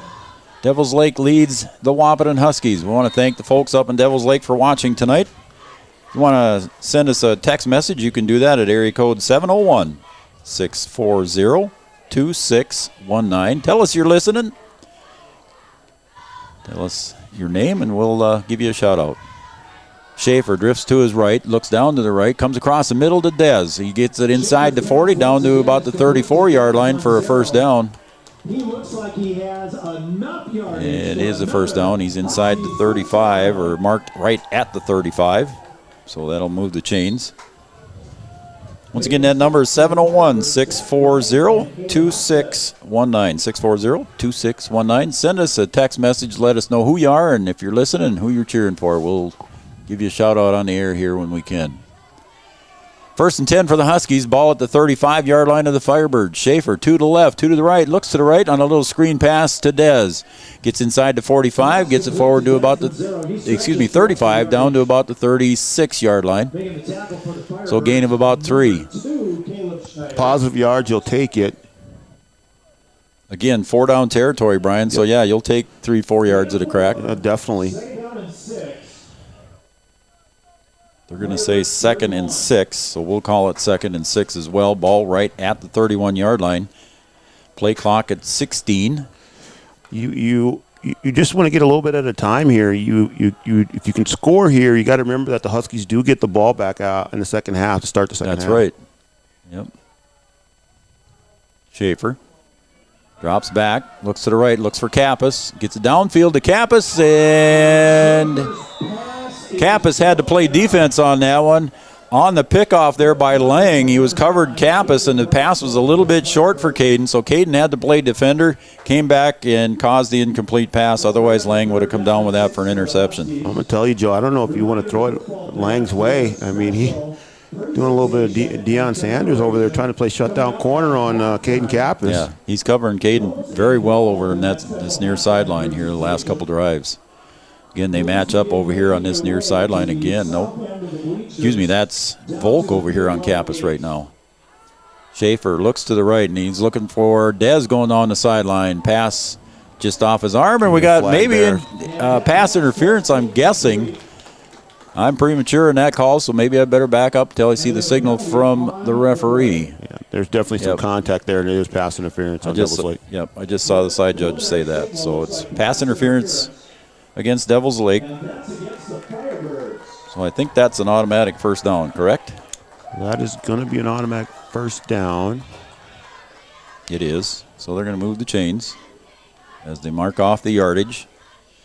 Not like the NFL where they mark it right where the spot happened. No, you don't get. Hey, we're inside Scott's Electric Red Zone, Brian. How about that? We are in the red zone here. Scott's Electric. They got the electricians to handle all your electrical needs. Scott's Electric Red Zone. Here we go. Huskies at the 16-yard line in the red zone. To the left, to the right. Schaefer snaps, rolls to his left. Arnstein out there blocking for him, and now Schaefer's got to do it with his feet again, and this time he's going to get caught at the 20, maybe the 19-yard line for a loss of 3. Yeah, Devils Lake doing a good job on the coverage again, and Schaefer not able to extend it with his legs as he's been able to. So a loss of about 3 yards will bring up 2nd and 13. Ball placed at about the 19-yard line, just inside the 20. So we are still in the Scott's Electric Red Zone. Scott's Electric, they've got your electricians to handle any of your electrical needs. Check out Scott's Electric. I want to thank them for sponsoring our Red Zone coverage. 2:40 to go here in the first half. Schaefer, snap, looks to his right. Kappas is over here in the corner, again covered by Lang. And Kappas tried to come back, and we got another flag in the end zone. And I would agree with that call. I'm sorry, I'm not being a homer. That was not Lang, excuse me. That was Volk over in the corner on Kappas that time. Yeah, he was completely covering up Kappas. Blocked the pass reception for Kappas, just had him all covered up. Well, Kappas is a full day's work for anybody, and he's going to make it tough on the defender. You know, Devils Lake done a good job on him so far, but he's able to draw the flag there. So Devils Lake, 24 points on the year so far, have already scored 21 here in the first half. They lead the Huskies on the Farmers Union Insurance scoreboard, 21-8. 2:30 to go here in the first half. Ball is placed at about the... They haven't moved the chains yet. Something's messed up. They're not. Yeah, he's going to blow it. He's going to blow it here. Yeah, they got to get this lined up here because they don't have the chains right. Ball is at what, Brian? It looks like the 8-yard line, It's and like the chains the 8-yard line. They still have the chains out. It should be first and goal. Yeah, and I see Gilby's over there talking to him. They've got it at second and. They got it at 2nd and 4 on the scoreboard, but I think Gilby wants a clarification on this one as the side judge is running into the middle pack here to see what's going on. Must not have been pass interference. It was in the end zone, though. But, and again, Coach Gilbertson, he's getting told by the referee to get back in his spot. So apparently they don't agree with Gilbertson, head coach of the Huskies. So the ball is at the 10-yard line now. Just a lot of confusion there. Yep. Pass interference was in the end zone. Play clock's running down here. Gotta hurry a little bit. Yeah, and I don't think Blake sees it. And the coaches saw it, so they called a timeout on that one as the clock did tick down to 0. So, again, Huskies trying to find some positivity here out of this one. I thought that I'm confused. I guess if head coach Mike McCall was up here, we could have asked him the clarification on that. But yeah, I'm just not sure what the penalty was. I mean, I thought it was pass interference, but maybe it wasn't. It could have been just a hold or something. I mean, I don't know. It's really kind of hard to say. I mean, if it was pass interference, it should have been 15 yards. We'll see if we can get clarification on that one from somebody sometime here in the near future, but we'll see what happens. Once again, at halftime here, during our Richland IFC halftime show, we will have coverage of Ryan Smith's jersey retirement as a Wahpeton Husky, and then after the halftime, Ryan will come up here in the booth and join us here for a good share of the second half. I don't know if he'll be up here the whole second half, but he said he'd come up and visit with us here in the second half. So looking forward to the visit with Ryan and visiting with him a little bit and talk to him about his career as a Husky, his career as a Bison, his career in the CFL, and what he's doing right now. Looking forward to that on our Richland IFC halftime show. So it's 2nd and 4 for the Huskies. Ball at the 10-yard line of the Firebirds. 2:30 to go here in the first half. Schaefer rolls to the right, looks into the end zone, finds Dez. Dez makes the catch and gets across the goal line for the touchdown. 10-yard pass. Schaefer to Dez. Dez has been productive today. Kind of his go-to guy. Normally it's Kappas. But Dez doing a good job of just working himself open. Schaefer putting it on the money there, and the Huskies get on the board again. So the Huskies get it back in with the one possession again, and now they're looking for the extra points. They could cut it to 5 with a successful 2-point conversion. We've seen that little crossing pattern that the Huskies like to do on that 2-point conversion. We'll see if they do it this time. Samuels in motion, sets up in the slot left. Schaefer drops straight back. Now he rolls to his right, looking for Kappas in the corner. Now he ends up going for Dez, and a good pass break up there, and that was by Caleb Schneider. So a pass broke up, and it's a 7-point lead for the Firebirds. So at the 2:23 mark of the second quarter on the Farmers Union Insurance scoreboard, the Devils Lake Firebirds 21, the Wahpeton Huskies 14. Well, you got what you needed there. You needed that score. You're going to get the ball back to start the second half, but you're going to have to turn up the defense here. You can't let Devils Lake go down the field the way that they did a moment ago to get to 21. And you got to play mistake-free football. Did a little better there in that last possession of not having the penalties and not going backwards. But a good job of getting a touchdown, the thing that you needed. And let's see if you can get your defense to hold here. A beautiful fall evening here in Wahpeton, North Dakota. The wind has died off. The temperatures are in the mid-30s. A beautiful evening here at Frank Burton Field. A good fall evening for fall high school football.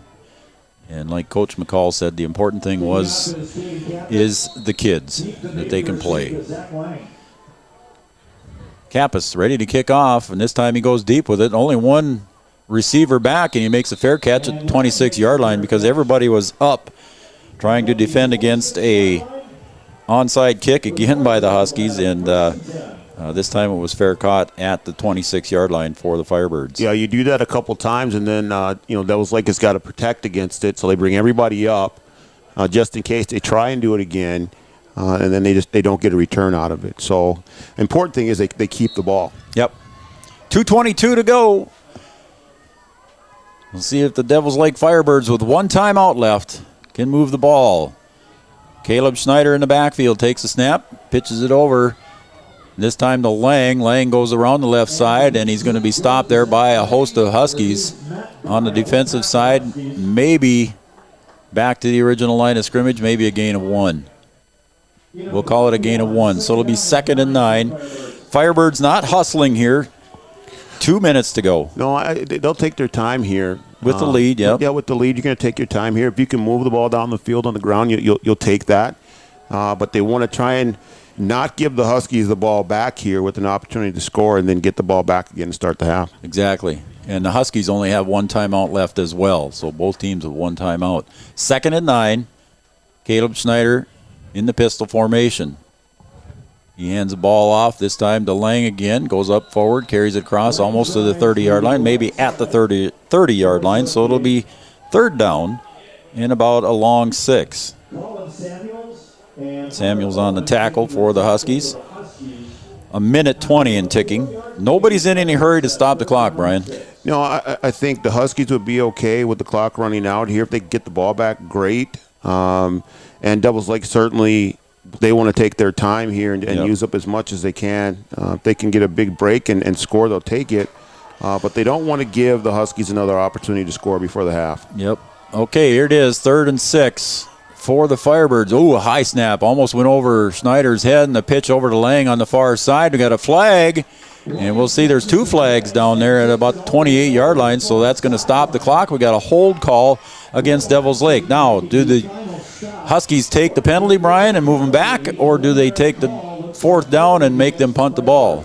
I think you decline this. They didn't pick up any yardage, I don't think. Yeah, it's not enough for a first down, that's for sure. Not enough for a first down. What does it leave them, though? Let's see what they do. Gilby says let's take the yards. You can move them back. Again, there was a high snap there. Caleb Schneider did all he could to get up there and get that one, and did a nice job of preventing that from going way over his head and being a disaster for the Firebirds. Yeah. So they're going to mark off 10 yards from the spot of the foul. I don't know, Joe. I mean, they would have left maybe 4th and 4. Yeah. I don't think that Devils Lake goes for it there. I think they're going to kick it. You're in your own territory. 47 seconds left to go. I think they would have kicked that thing. Now you're going to give them a chance to run their play. Now, Devils Lake, you can decide to be aggressive here and really go for it and maybe benefit from the extra play, or you just say, hey, you know what, we just want to make sure we don't turn this thing over. We'll run something that's safe and secure, and then maybe we come back and punt it, or they run another play. We'll see what happens here. Again, we saw Colton Schneider break that long one for a touchdown. He had a 45-yard touchdown run here on the last drive by Devils Lake. So you sure don't want to see that happen again here and cause a little bigger spread than you want going in at halftime. So Devils Lake breaks their huddle. They know what they want to do. Coach Gilbertson and the defense break their huddle. Again, they just want to prevent a first down here to try and get the ball back. See if you can get it back with a little bit of time left and maybe get something out of it. But you're certainly going to be safe because you know you're going to get the ball back. Caleb Schneider gets a high snap, pulls it right back down, and there goes Colton Schneider up the middle, and he's going to get across the 40, and he's pulling tacklers with him. Look at him go inside the 45 to about the 44. Not what the Huskies wanted. Well, I mean, that's just it, Joe. I mean, who's not to say that that's not going to happen on 4th down, but I think in a 4th and 4 or whatever it would have been there, I think that I think that Devils Lake would have kicked it, and now they're going to go hurry up and see if they can get something out of this thing. Oh, he spikes the ball to stop the clock at 28 seconds to go here in the first half. And now they have an opportunity to maybe take a couple shots here. Maybe get something quick here with 28 seconds to go, get something to the outside. And one timeout. And one timeout. You can go across the middle. You can take your timeout. They do have a field goal kicker, so maybe they get 3 out of this thing.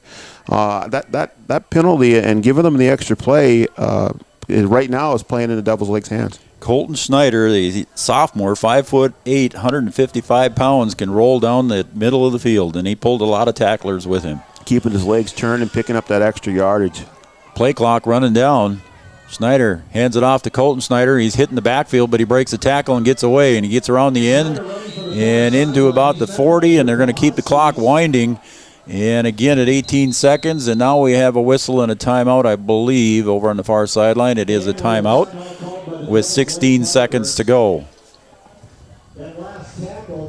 So a missed tackle in the backfield would have really helped the Huskies out, but it's going to be 3rd down now and about 3.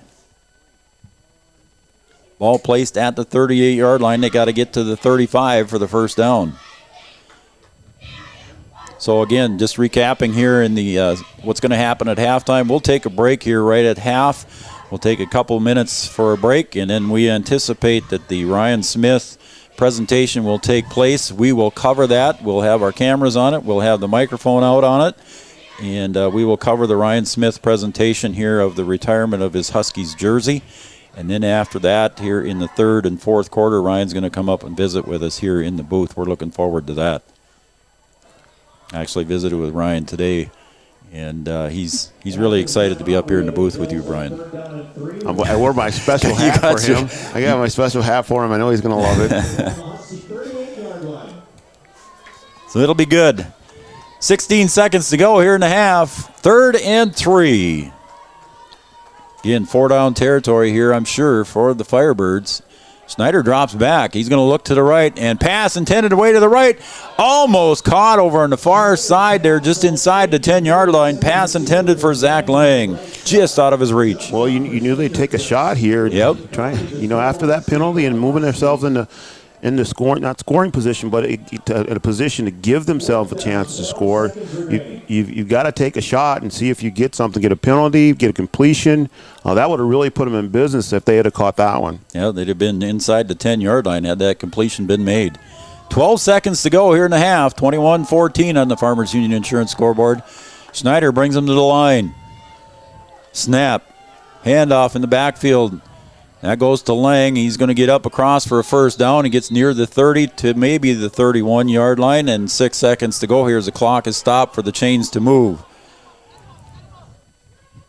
Ball's placed at the 31-yard line of the Huskies. We got a Husky player down, and so the timeout will be for an injury on the field as Chantel Shute, the trainer for Wahpeton, goes out there onto the field to check on the player. I can't read the number. We'll take a break, and when we come back, we will have the completion of quarter number 2. We'll take a break real quick, and we'll be right back. Three Borders Sports Network. Sports injuries can put a damper on a young athlete's high school career. Orthopedic and sports physical therapy is here to make sure you get back to playing the sport you love. Whether it's a knee, shoulder, ankle, or back pain, our OSPTI experts will use their knowledge to rehab and strengthen that injured area for a full and complete recovery. Stay in the game with OSPTI. All major insurances are accepted. Call us at 218-641-7725, or you can find us on Facebook at OSPTI, or check us out on the web at www.ospti.net. Thrivent Financial wishes the Wahpeton Husky Falls sports teams and coaches the best of success. Thrivent is proud to have the opportunity to support this community and help those who live and work here make the most of their time, talents, and treasures. Call Will Ulick, your local Thrivent Financial professional. If you're interested in putting plans that align with your values into action, please call Will Ulick at 701-642-1108. Thrivent Financial. At Richland IFC, we work closely with our producers to utilize superior cropping and processing systems that yield products and ingredients of the highest quality and integrity. At Richland IFC, we are dedicated to working with growers through relationships based on longevity and mutual benefits for all parties involved. Richland IFC and its growers utilize superior cropping and processing systems that yield products and ingredients of the highest quality and integrity for our food manufacturers. Richland IFC proudly supports Husky sports.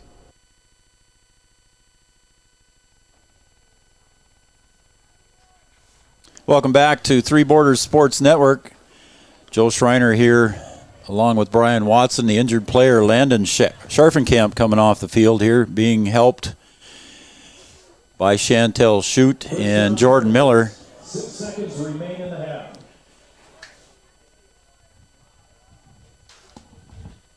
So Landon Scharfenkamp sat out the first part of the season with an injury. Schneider drops back, looks to the right, wide open receiver, but intercepted at the goal line, and coming back on the interception are the Huskies. Coming back, it looks like Arnstein on the far side. He gets up to about the 40, and that's going to end the second period. And I believe, let me look at the number when he comes across here. Was it Tori Ulick? No, it was Arnstein. I was right the first time. So Bo Arnstein with the interception. Got it back from about the 2-yard line, brought it all the way back to the 40, but was pushed out of bounds over on the far sideline. That ends the first half. So an interception by the Huskies makes the game a little bit closer. And we will come back here with a special presentation with Ryan Smith here coming up after these messages. Once again, Huskies on the Farmers Union Insurance scoreboard. The Huskies trail the Devils Lake Firebirds 21-14. We'll be back right after these messages. Scott's Electric in Wahpeton is a proud supporter of high school athletics. If you're in need of commercial, industrial, agricultural, or residential electric service, call Scott's Electric at 642-9244. Licensed and bonded in North Dakota, Minnesota, and South Dakota, offering 24-hour electrical service. Check out Scott's Electric website at www.scottselectric.net. Scott's Electric. The Wahpeton All Sports Booster Club would like to thank those individuals, families, and businesses who sponsored Husky sports over the years. 2020 has been a challenging year for us all, but we hope you'll continue supporting Husky athletics through the Wahpeton All Sports Booster Club. To learn more about what we do for the Huskies, please visit www.wahpetonboosterclub.com or go to our Facebook page. Thanks from the Wahpeton All Sports Booster Club. Around here, every town is a sports town. And why not? Sports were important to us growing up, and we want the same for our kids. To get involved, because that's how kids learn to lead. And why Farmers Union Insurance supports these programs. Farmers Union Insurance. They don't just protect our community, they invest in it.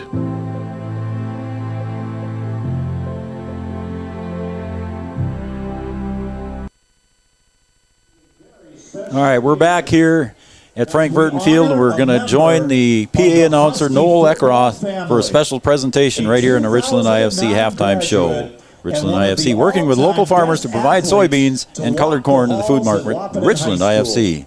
Please help us welcome Ryan Smith and his family to the field. Ryan is walking out with his wife Shelby.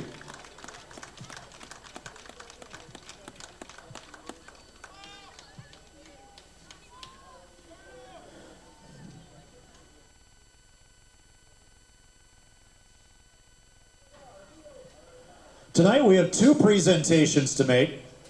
The first one is on behalf of the City of Wahpeton. The Community Development Director, Chris DeFries, is presenting Ryan with a plaque of congratulations on an outstanding football career. Congratulations, Ryan.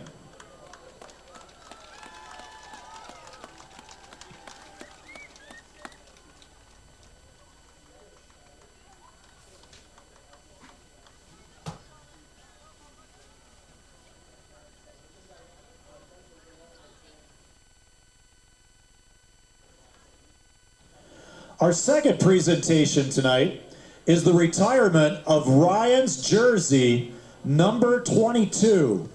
And for this presentation, Ryan is joined on the field tonight by Dr. David Woods II, Husky basketball head coach Jeff Ralph, former Husky football coach Kurt Kretschmann, and Activities Director Mike McCall. Every once in a while, a talent comes along that alters the course of a football program. The Husky football program was forever changed because of number 22. Ryan had the talent to achieve some impressive statistics, but it was more than his talent and stats that made him an all-time great Husky football player. Ryan had a work ethic and a passion for the game that transcended his statistics. When the best player on the team is that team's hardest and most passionate worker, he can lift up the team, its coaching staff, and the program for years to come. Ryan set a standard at his position so that all players at that position have been and will continue to be measured by his performance. Ryan Smith holds at least 10 football records at Wahpeton High School, including these: most rushing yards in one game with 388, most touchdowns in one game with 6, most rushing yards in one season with 2,781. He also has the most 100 rushing games in one season with 11. Ryan was the 2009 Senior Athlete of the Year in North Dakota, as well as the Old Spice National Player of the Year. In his time at Wahpeton High School, Ryan also played basketball and was a unanimous all-conference selection his senior year. He also dominated in the Husky track program and is the all-time record holder in the 100 and 200 meter. Ryan went on to play at NDSU, where he was a 4-year starter for the Bison football team, winning 3 national championships, and he was a 5-time all-conference selection. He set records for the Bison for the longest kick return for a touchdown. He is the all-time leader in punt return yardage for the Bison and is 7th all-time in pass receptions. Ryan then turned his focus to professional football. He signed with the Saskatchewan Roughriders of the Canadian Football League and played 2 seasons before signing with the Winnipeg Blue Bombers for 1 season. After his playing days came to an end, Ryan returned to his hometown of Wahpeton. The Husky football program will honor Ryan's legacy with this jersey, which will be hung in the high school. Congratulations to Ryan Smith.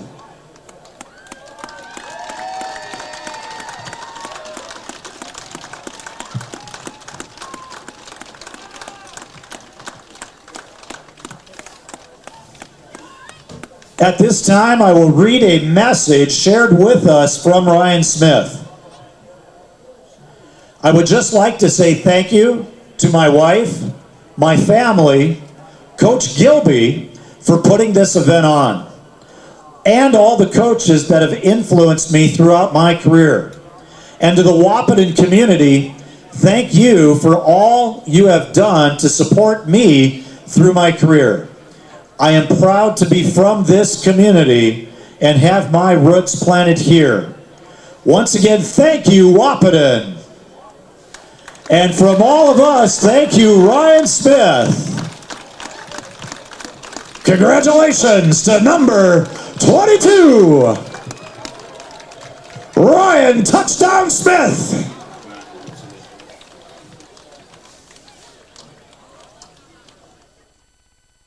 Well, there you go. A special presentation down on the field for a very special person, Ryan Smith. Again, his number 22 Husky jersey being retired here at Frank Verton Field. A lot of his former high school coaches down on the field with him, helping to make the presentation, and a very special moment for Ryan Smith and the Wahpeton Husky fans.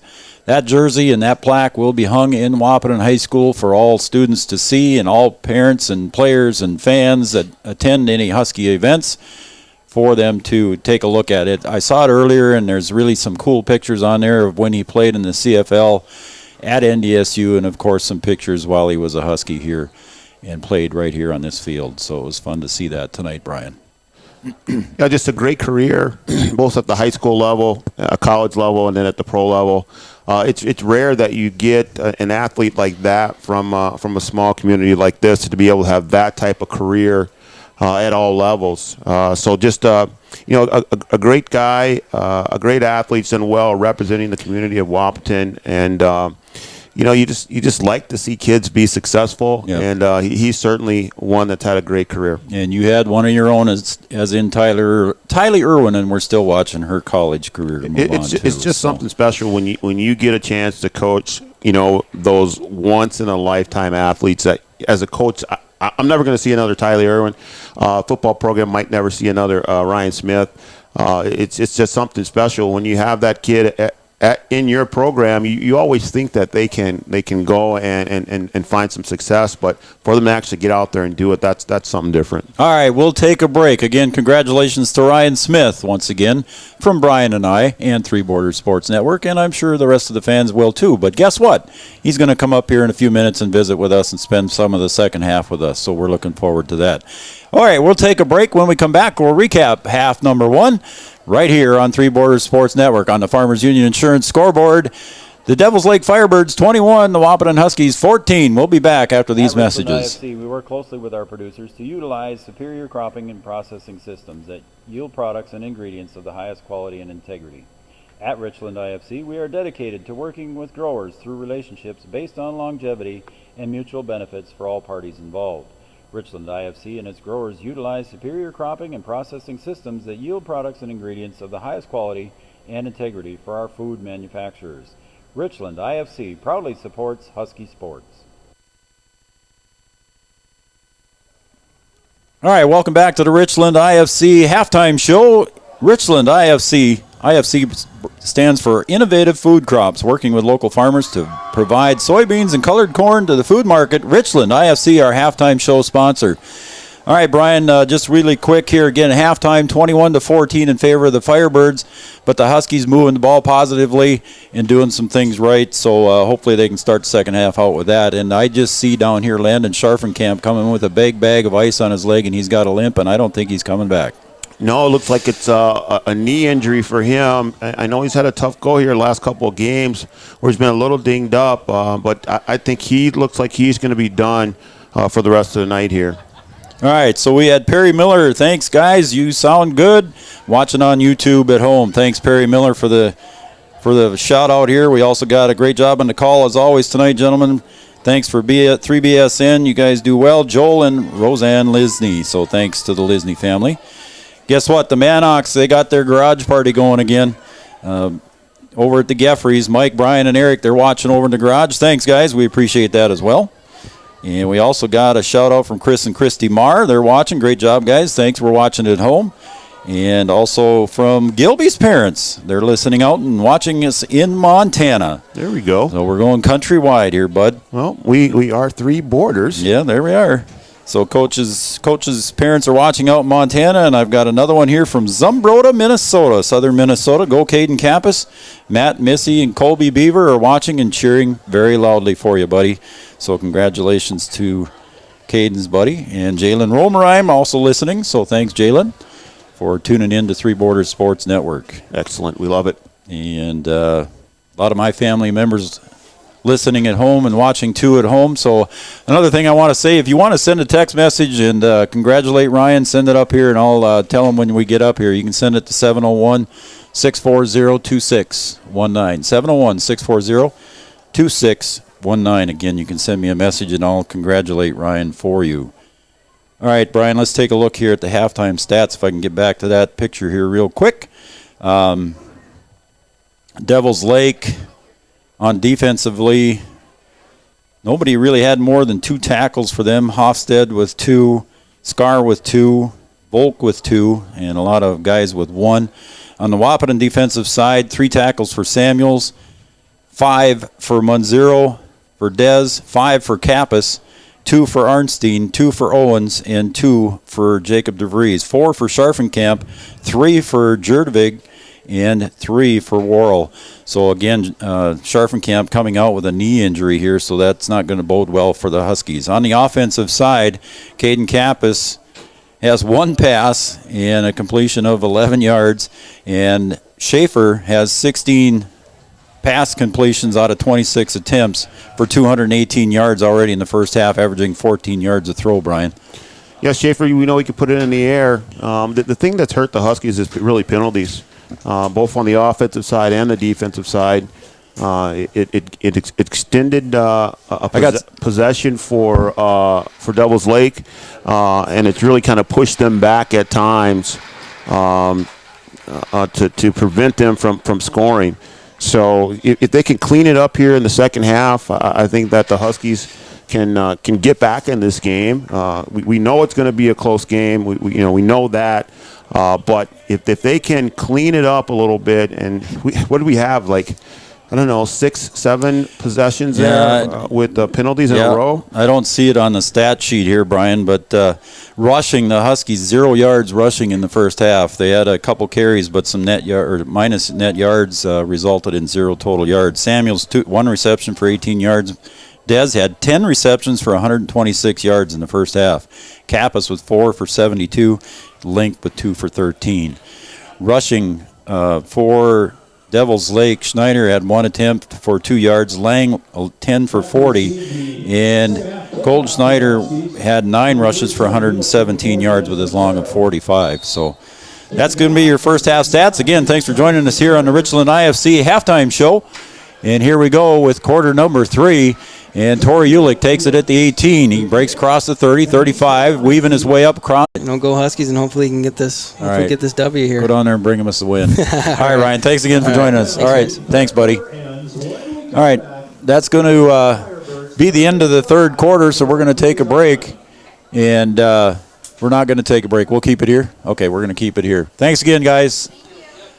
So Ryan and Shelby Smith heading out here and calling it a night here with us. We appreciate Ryan for joining us, and it was fun to have him up in the booth talking about Huskies, talking about Bison, talking about the CFL, and the great career he had and the retirement of his numbers. So, again, we appreciate everybody supporting Ryan through his years, and we understand we had some technical difficulty, but hopefully we're going to be right back here, and I think we're back on again. So we appreciate the text messages we got from Rod Romerheim, and we appreciate that.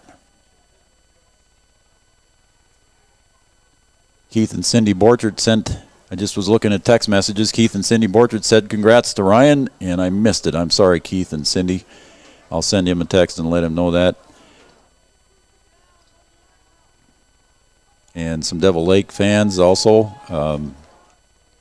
Yeah, it's tough to see the numbers of the Devils Lake fans. The Devils Lake players, it's very tough from the high up above here. I will do what I can here to mention who's making tackles for the Firebirds. Again, it's difficult to see numbers as high as we are up here, and the lights, quite honestly, are not very good here at the field. So we apologize for not naming numbers, especially when they're from the side. So I apologize for that, but thanks for the message. Schneider drops back, and he's picked off in the middle by Dez. Excuse me, yes, it is Dez. He gets to the 45, spins through a tackle, breaks it back across the grain, and there's a flag on the field. Dez gets down inside the 10, and it's going to be a block in the back again, I believe, against the Huskies.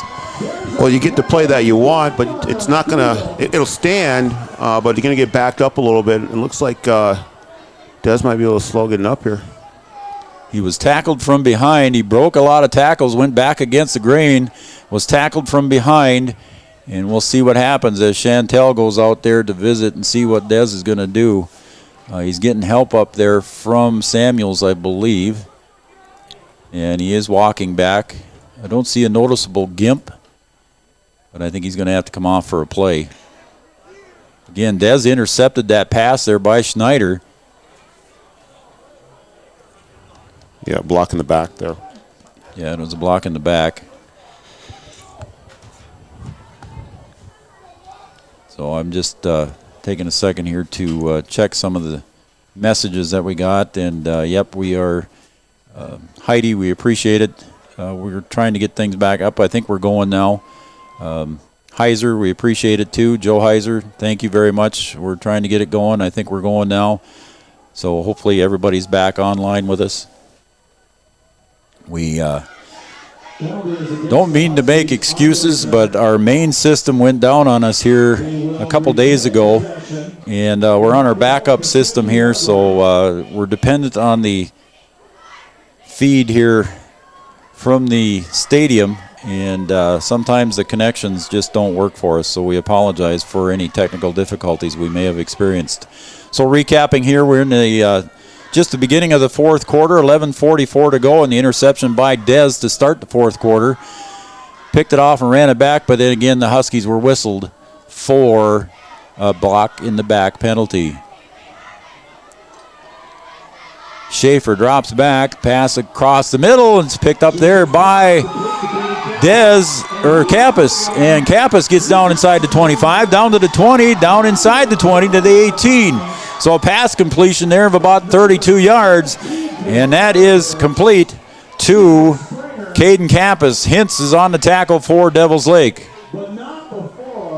So a gain of about 32 yards, Brian. A nice gain there for Caden Kappas. Cade doing a good job there, using his wheels again. 18-yard line.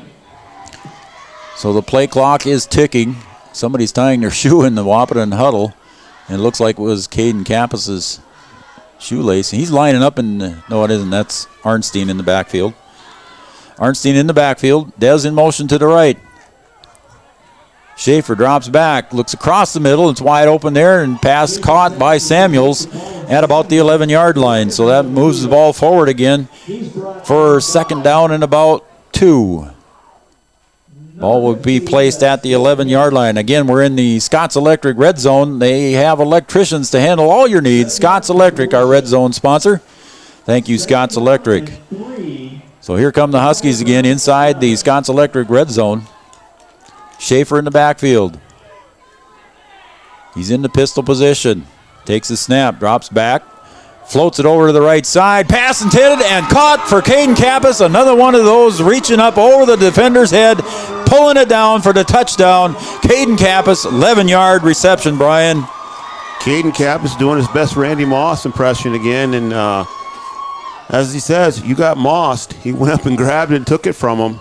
Defender in really good position there, but Caden just using his jumping ability, able to come down with that ball. 11-yard touchdown pass to Caden Campus. So the Huskies will go for 2 points here again as they lead 26-21. They want to make it a 7-point lead here. Schaefer drops back, looks across the middle, pass intended in the middle. And it's broken up there by the Devils Lake defenders. One of the defenders in there was Ethan Springer. So that is on your Farmers Union Insurance scoreboard. 10:52 to go here in quarter number 4. 26-21 in favor of the Huskies. Take their first lead of the game. We'll take a break, and when we come back, we will have some more of quarter number 4 right here on Three Borders Sports Network. We'll be right back. Expert service for season-long performance. RDO does that in Breckenridge. Leaf and snow removal seasons challenge your equipment. Make sure it's prepared for the tasks ahead. At RDO, we'll perform all regularly scheduled maintenance and switch out attachments, so your John Deere and other brands will run at peak performance all season long. We'll even pick up and deliver your equipment. Talk about easy. Call 218-643-2601 to schedule service at RDO in Breckenridge.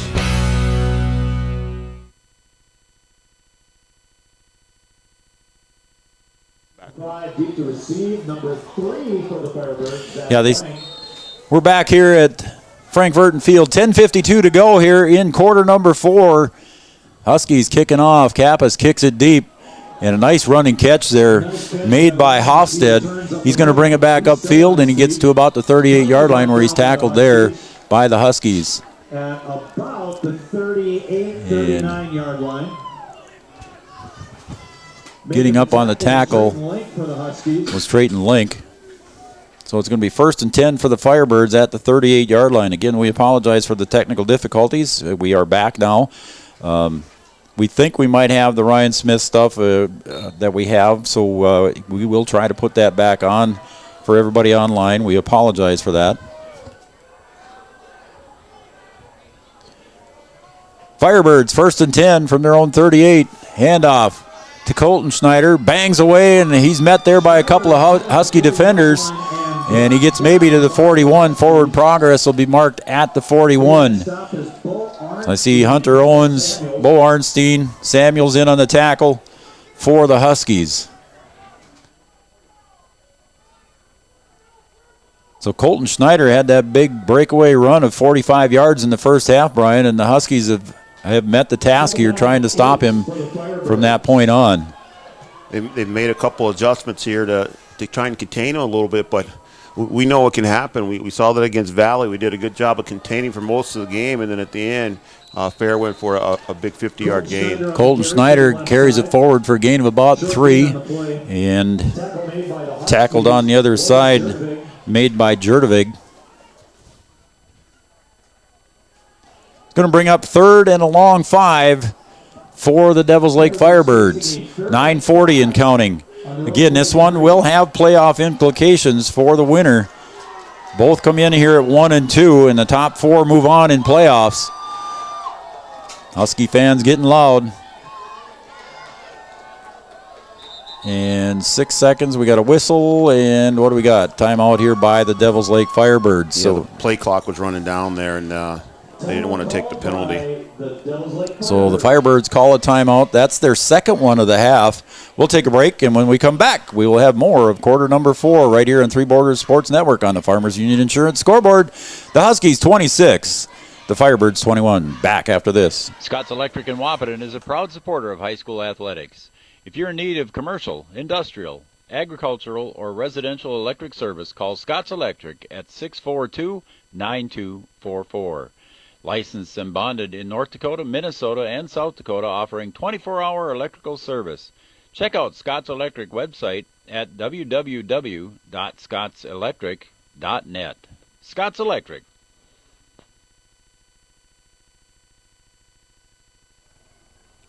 Welcome back to Earl Skip Butte Stadium, Frank Verton Field, here on the campus of the North Dakota State College of Science Wildcats. The Huskies and the Firebirds in a good game, Brian. We thought we were going to have a good one, and it's turned out to be a good one. The Huskies lead right now with 9:24 to go in regulation, 26-21. Well, we know we're going to be in for a good one right down to the finish. We'll see if Devils Lake can get themselves on the scoreboard again here. Third and a long 5. The pitch over to Colton Schneider. He gets around the 45, breaks it through to the 50, gets up ahead into Husky territory, and he's tackled at about the 47 of the Huskies. First down for the Firebirds. Yeah, you can contain him for a little bit, but Schneider able to get a nice gain there.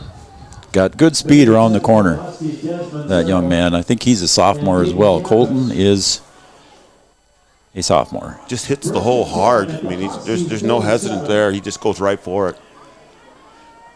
Again, in the backfield, Caleb Schneider. Got Colton Schneider to his right. Takes the snap, gives it off to Colton. He goes to his left. And an arm tackle there on the far side. Going to trip up Colton, but not before he gains about 5 yards. I believe that tackle was by Arnstein on the tackle. And it is a gain of about 5. So it'll be 2nd and 5 for the Devils Lake Firebirds. 8:38 in regulation. Huskies defense needs to come up strong here. Split backfield. Schneider gets the snap. This time he hands it off to Colton Schneider on the left. Carries it forward for a gain of about another 5 or 6 yards, and that'll be a first down, I believe, for the Firebirds. It is. They move the chains. Ball just placed inside, just right at the 35-yard line. He needed to get to the 36. So 8:15 and ticking here in regulation. 26-21.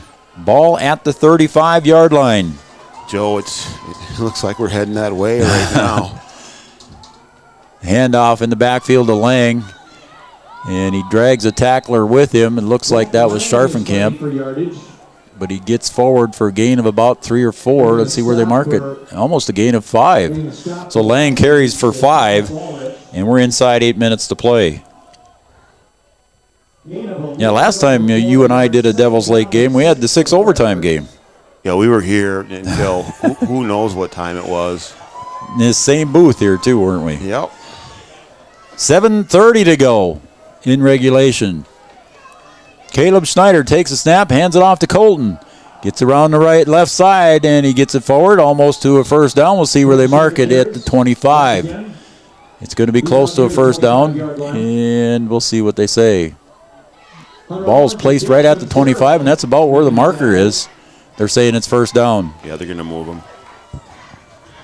So 1st and 10 for the Firebirds as they're moving in a long drive here. 1st and 10 from the 25-yard line of the Huskies. 7:10 to go. 26-21. Schneider hands off to Schneider. Colton goes forward. Gain of about 3 or 4, gets to about the 21-yard line, so it'll be gain of 4. It'll be 2nd and 6. So just a steady dose of Schneider and Schneider. The law firm. Yeah, there you go. Getting her done. Having their day in court right now. Yeah. So again, Devils Lake taking a lot of time off the clock here. We're under 6:40 to play. I formation this time behind Caleb as he goes underneath center. Lang deep. Hands it off to Colton in the fullback position, and there was no gain there, met by Jacob DeVries. And he's in on the tackle along with Thomas Ulrich as well. Was in there. So Thomas Ulrich doing a lot. Coach Gilbertson talked about him, and our coaches so, Brian, about how the little guy gets her done in the nose tackle position. Yeah, you have a guy who's not very big, not your typical nose guard, but able to get the job done. He's a wrestler. He's strong in there. Just makes good use of what he has. 3rd and 5. Colton Schneider to the left, and he's going to pound away, and he's going to be close. Let's see if they push him backwards. I don't think he's going to make it, Brian. It's going to be close where they spotted. He might be a little short. Tough to tell from up here. It's going to be fairly close, but certainly 4-down territory here for Devils Lake. Absolutely 4-down territory, and it is short. They're going to mark it at about the 22. He needed to get to at least the 17. He needed to get to the 15. So it's a 4th and short. We're going to say a short 2 from the Huskies 17. So again, another big defensive play here for the Huskies coming up. Schneider in the backfield. Split backfield behind him. Caleb barking signals. Takes a snap, looks to his left, hands it off, and it's carried forward by Lang for a first down inside the 10. Good blocking up the middle there by Devils Lake. Lang, just a huge hole, able to make his way up for the first down. So that's a Firebird first down inside the 10-yard line. Looks like they placed it at the 9, so it'll be 1st and goal from the 9-yard line on the Scots Electric red zone. Scots Electric providing electricians that can handle any of your electrical needs. Scots Electric, our red zone sponsor. We're under 5 minutes to play. Play clock at 12. Caleb Schneider, split backfield behind him. Takes a snap, pitches to his right. Lang around the corner, gets to the 5, inside the 5, rolls to about the 2. We'll see where they mark it. Looks like at the 3-yard line. He went down with his shoulder, and they rolled forward, so I wasn't sure where they were going to mark that ball. They mark it at the 3. Clock is ticking here. Again, Huskies have the lead, 26-21, 5-point lead. Do you have another goal line stand in you? 2nd and goal from the 3. Right now, we're not looking at overtime, Brian. No, but regardless, you're looking for an exciting finish. Yeah, we are, aren't we? We're under 4 minutes to play. Caleb under center, takes a snap, turns around, gives it to Colton, bangs around, and is pushed forward across for the touchdown. Touchdown for the Firebirds. Makes the score now 27-26 with 3:51 to go on the Colton Schneider 3-yard carry. Yeah, just Devils Lake doing what they do. I mean, Schneider just getting it done there, just working his way up the middle for the score. Now you got to go for 2, don't you? You're going to go for 2 here. I would think. It's 27-26. Let's see what Devils Lake decides to do. I would think they're going to go for 2. Doesn't matter anyway. Wap's not going to kick a field goal, but not very often. We have not seen Wahpeton try a field goal attempt. But still, all year. I mean, you never know. Still, if you get far enough down there, you're within 10 yards or whatever. We've seen them try an extra point, so you want to give that cushion. High formation. Here comes Colton Schneider around the side, and he's tackled, and it is not going to be a successful 2-point conversion. So that is going to be a defensive stand on the extra point attempt. Again, we saw Dez try to kick an extra point one night, and that didn't work out very good for the Huskies, but it did end up in a 2-point conversion. But it did not work on the kick attempt. But the bad snap had the Huskies score 2 points. So on your Farmers Union Insurance scoreboard, 27-26. Devils Lake takes the lead with 3:51 to go. We'll be back right after these messages. Around here, every town is a sports town. And why not? Sports were important to us growing up. And we want the same for our kids. To get involved, because that's how kids learn to lead. And why Farmers Union Insurance supports these programs. Farmers Union Insurance. They don't just protect our community, they invest in it.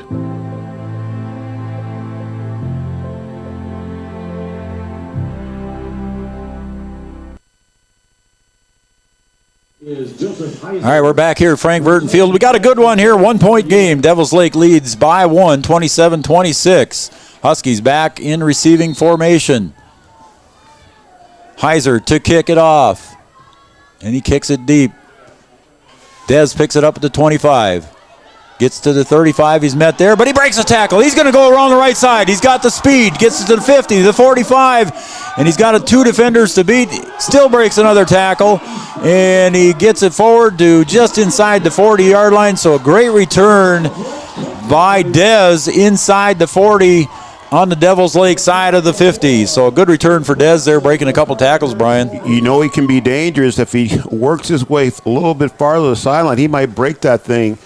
Good hustle by the Devil's Lake defenders there to drag him down and save the touchdown. I'm afraid that's Dez on the ground again after a long run. I don't know if he's getting cramps or what's happening there. It looks like more than cramps right now as Chantel goes out to see what's going on with Dez.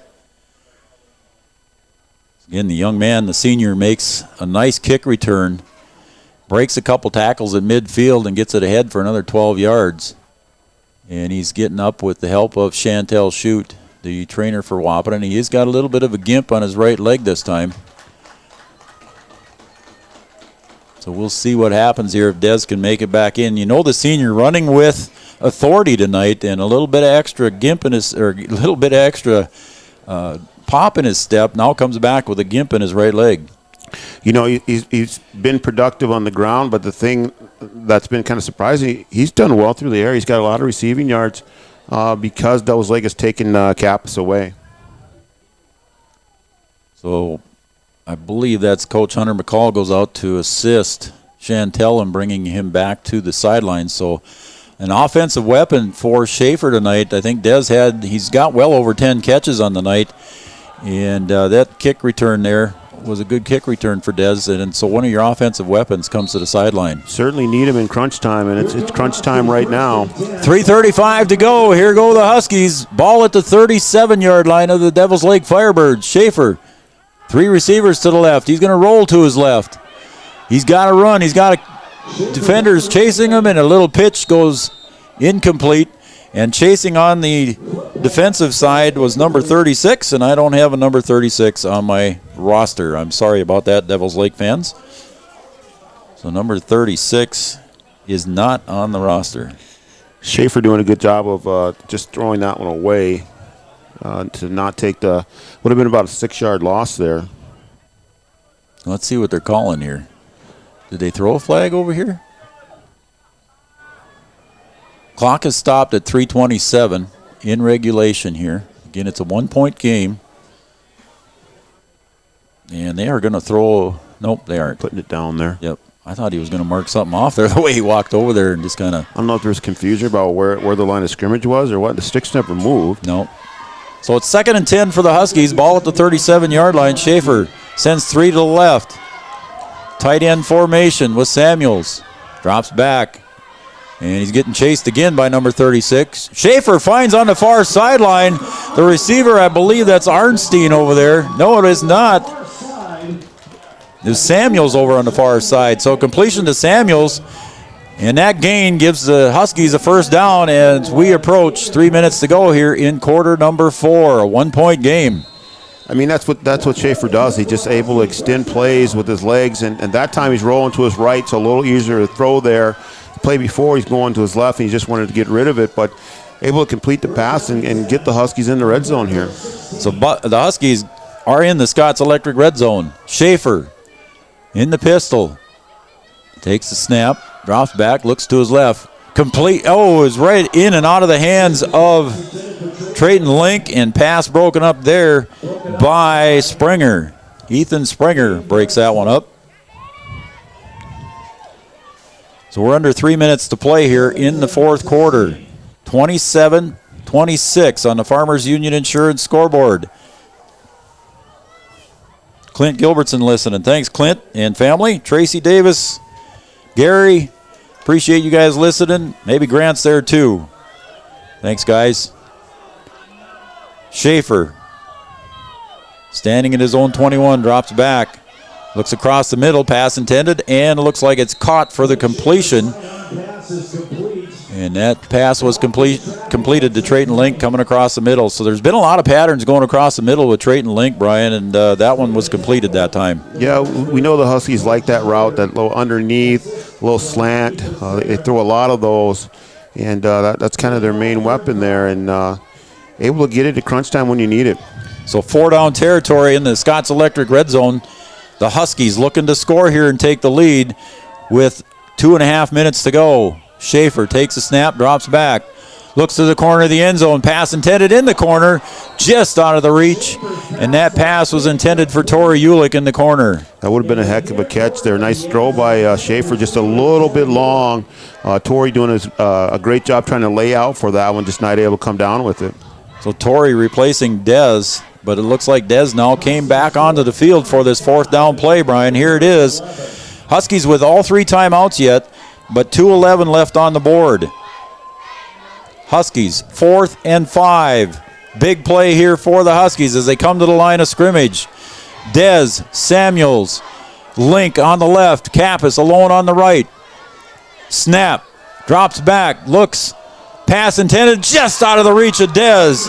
Oh, and he holds his head in his hands. He knew he had it. He had 6 there if he'd have made the catch. As there was no defender there, it was just out of his reach. Yeah, just a tough grab for him. Just out of his reach. Good effort, but just not able to come down with it. I didn't see the exact pattern that he run, Brian. Did you see if he ran pretty good on that? I don't want to take anything away from him, but it looked like he's running pretty good. It was just out of his reach. I mean, he's open in the flat and just a little bit high and a little bit out in front of him. All right, this game isn't over yet, folks. 2:07 to go. Huskies with all 3 timeouts, and you know we're going to see a dose of Schneider or Lang. And this time it's Schneider coming to the right. Gets up across the just about to the 20, but short of a first down. It'll be 2nd and 1. Now here's where it gets tough. You've got Devils Lake with 2 really good backs in Schneider and Lang, and you've got to figure out a way to get them off the field. A big gain there on first down. Now going to be 2nd and short. You got to be careful. Yeah, you know Devils Lake wants to keep it on the ground, but you can do anything here 2nd and short. You know it's late and you want to take care of the ball, but I wouldn't be shocked if they will play action and put the ball in the air. You know, you got options. So it's going to be 2nd and 2 the way it looks, where they mark the ball just between the 19 and 20 yard line. So it's going to be 2nd and 2 for the Firebirds. And again, on the Farmers Union Insurance scoreboard, 1 minute, 58 seconds. So just under 2 minutes to go. Devils Lake leads 27-26. Huskies need defensive stops here. They don't want to let a first down happen, or that's going to run out of timeouts by the time they get the ball back. So everybody taking some extra time here as Devil Lake as the referee comes over to talk to head coach Gilbertson, and we've got somebody going out on the field on an injury. It must be somebody over on the other side there, the way it looks. Chantel's running over too. Yeah, they're already off the field. He's laying down over there. Oh, yeah, somebody's laying down. And, of course, we can't see the numbers, so I'm not going to guess who that is, but somebody is laying down on the other sideline on the Devils Lake side. And it's a whistle ready for play. 2nd and short. Huskies showing blitz. Fumble. There's a ball on the ground. Let's see what happens. As Colton Schneider, it was a quick handoff there between Caleb and Colton, and it was recovered by Colton Schneider. The ball went on the ground. Not what Devils Lake wanted. Now it's going to make 3rd and 5. No, you definitely don't want to turn the ball over down here. Just a bad exchange there. Ball popped out, popped forward, and able to fall right back on it there. So a lucky play there for the Devils Lake Firebirds. The Huskies were hoping they were coming up with that one, but Colton Schneider covered it up right away on the missed exchange there between Caleb and Colton. Again, the Devils Lake player over on the sidelines there, we cannot tell who it is even with binoculars. The player is laying on his back. Chantel Shute, the trainer for Wahpeton, is over there talking to the player. They've got his shoulder pads off, so we probably couldn't even tell you a number if McCall's going over too. So athletic director Mike McCall is going over. I didn't see what happened to the player. You know, he's moving his arms. Oh, he's awake then. Yeah. I didn't see anyone go off the field. So anyway, I didn't see anybody get carried off the field or anything. I don't know if a player collapsed in between, but here we go, 3rd and 5. Caleb Schneider Huskies blitz, and it's a pitch to Lang. He's going outside, breaks a tackle, gets up, fumbles the ball. It's on the ground again, and who covered? And that might be enough for a first down if the Devils Lake Firebirds recovered that ball. That is going to be a first down, they're moving it looks the chains. like. They're moving the chains that quick. And another timeout, and the last one taken by Coach Gilbertson. Again, another ball on the ground there, and the Huskies just didn't quite get to it in time to make that recovery. No, Huskies are there. Devils Lake doing a good job with the pitch there, going outside.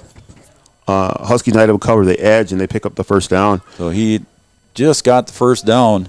They did not measure, but it was enough for a first down to be called. So first down for the Devils Lake Firebirds. Get it reset now. Huskies just used their last timeout, so it's going to be tough for the Huskies to get the ball back here with much, if any, time remaining. They got 1:45 left to go. A turnover. They've kind of coughed it up here twice. So Devils Lake got to make sure ball security is important here. The Huskies are going to be reaching for it. And Devils Lake going to go into victory formation here. So apparently they think that the time will expire just taking a knee. Yep. So they do take a knee, and 40 seconds starts to tick. It'll be a long 40 seconds for the Huskies as the clock cannot be stopped now. 1:30 to go. Huskies trail by 1. We knew it'd be a good game, Joe. A 1-point football game. Devils Lake coming here. Like I said, you can't just look at the stats on paper. They've done a good job on the ground. They did tonight. Just really doing a good job. Lang and Schneider, just getting it done. Again, victory formation for Devils Lake. Caleb Schneider takes the knee, and we are at the 1-minute mark. 40 seconds will get ticked off. The Huskies won't be able to stop the clock anymore, and it'll be a Devils Lake win. They will move to 2-2 in the East. All is not lost, though. You still have got a game to finish up here against Central Cass. You've got to get that win. Yep. And see if you can play some extra football. And again, Devils Lake comes out. Caleb Schneider takes the knee, and that will end the game here as the play clock resets. And there's 35 seconds on the play clock, and we're under 30 to go on the game clock. So that'll be it. The players come out and shaking some hands, even though they're not supposed to. I think they're going to end up tipping the helmets here is what they're going to do. But a lot of conversations. I know these guys know each other, and tough, hard-fought battles. So that's going to end the game here as the clock winds down. 5 seconds to go. And that will be the end. Again, the Huskies were hoping to come away with a win. Devils Lake comes away with the win. Your final score here from Frank Verton Field, the Devils Lake Firebirds 27, your Wahpeton Huskies 26. We'll be back for our postgame show sponsored by the Wahpeton All Sports Booster Club. Coming up next after these messages right here on Three Borders Sports Network. We'll be right back. The Wahpeton Daily News wishes all of the Wahpeton Husky sports teams the best of luck this fall. The Wahpeton Daily News thanks you for supporting local journalism, including the News Monitor and the Daily News. Keep up with local news, sporting events, and personal interest stories in our papers. The Daily News offers an e-newsletter for more information at your computer. Check out www.wahpetondailynews.com for much more information. The Daily News supports all area sports teams and wishes the best of luck this season. Sports injuries can put a damper on a young athlete's high school career. Orthopedic and sports physical therapy is here to make sure you get back to playing the sport you love. Whether it's a knee, shoulder, ankle, or back pain, our OSPTI experts will use their knowledge to rehab and strengthen that injured area for a full and complete recovery. Stay in the game with OSPTI. All major insurances are accepted. Call us at 218-641-7725, or you can find us on Facebook at OSPTI, or check us out on the web at www.ospti.net. Thrivent Financial wishes the Wahpeton Husky Falls sports teams and coaches the best of success. Thrivent is proud to have the opportunity to support this community and help those who live and work here make the most of their time, talents, and treasures. Call Will Ulick, your local Thrivent financial professional. If you're interested in putting plans that align with your values into action, please call Will Ulick at 701-642-1108. Thrivent Financial. Expert service for season-long performance. RDO does that in Breckenridge. Leaf and snow removal. At Richland IFC, we work closely with our producers to utilize superior cropping and processing systems that yield products and ingredients of the highest quality and integrity. At Richland IFC, we are dedicated to working with growers through relationships based on longevity and mutual benefits for all parties involved. Richland IFC and its growers utilize superior cropping and processing systems that yield products and ingredients of the highest quality and integrity for our food manufacturers. Richland IFC proudly supports Husky sports.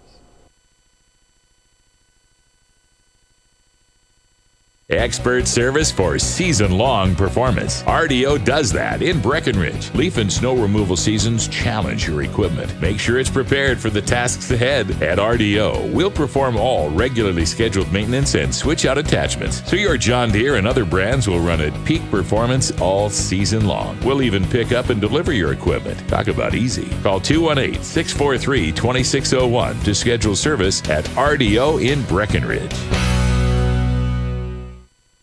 Around here, every town is a sports town. And why not? Sports were important to us growing up, and we want the same for our kids. To get involved, because that's how kids learn to lead. And why Farmers Union Insurance supports these programs. Farmers Union Insurance. They don't just protect our community, they invest in it.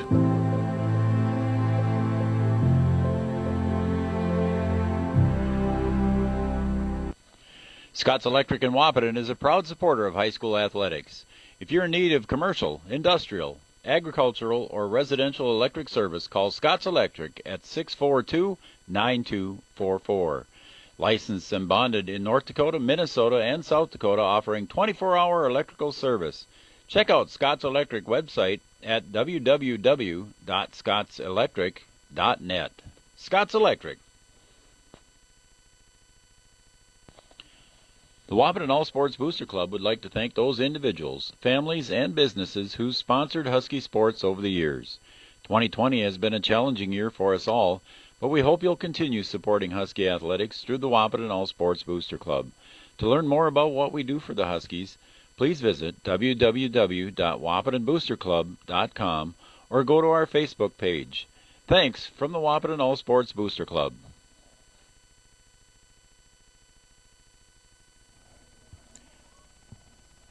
Welcome back to Frank Burton Field, Three Borders Sports Network. I'm Joe Schreiner, joined by Brian Watson here for the call tonight. And we had Ryan Smith in the booth here in the second half. We understand we had some technical difficulties.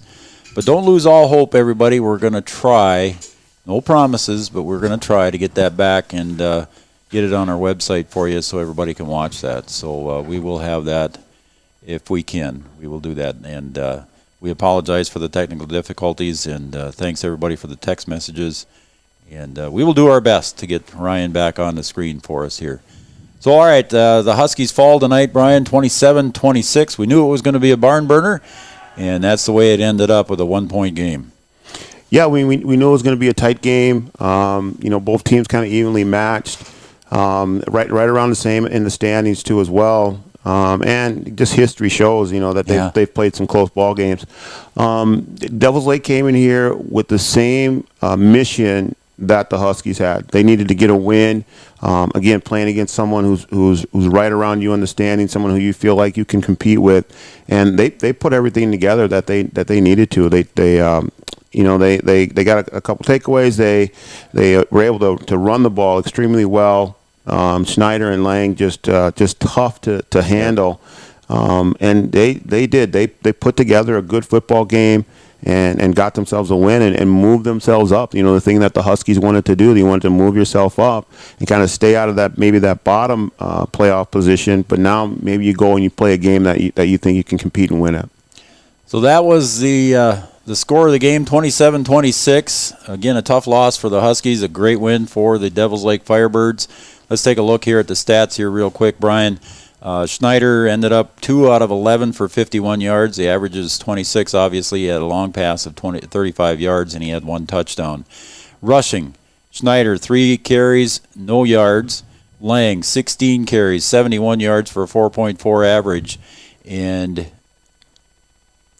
Colton Schneider, I I got to remember. Caleb and Colton. Colton Schneider, 26 carries, 190 yards. I mean, that'll get it done. I don't care what level you're playing at, whether it's high school, college, or pro.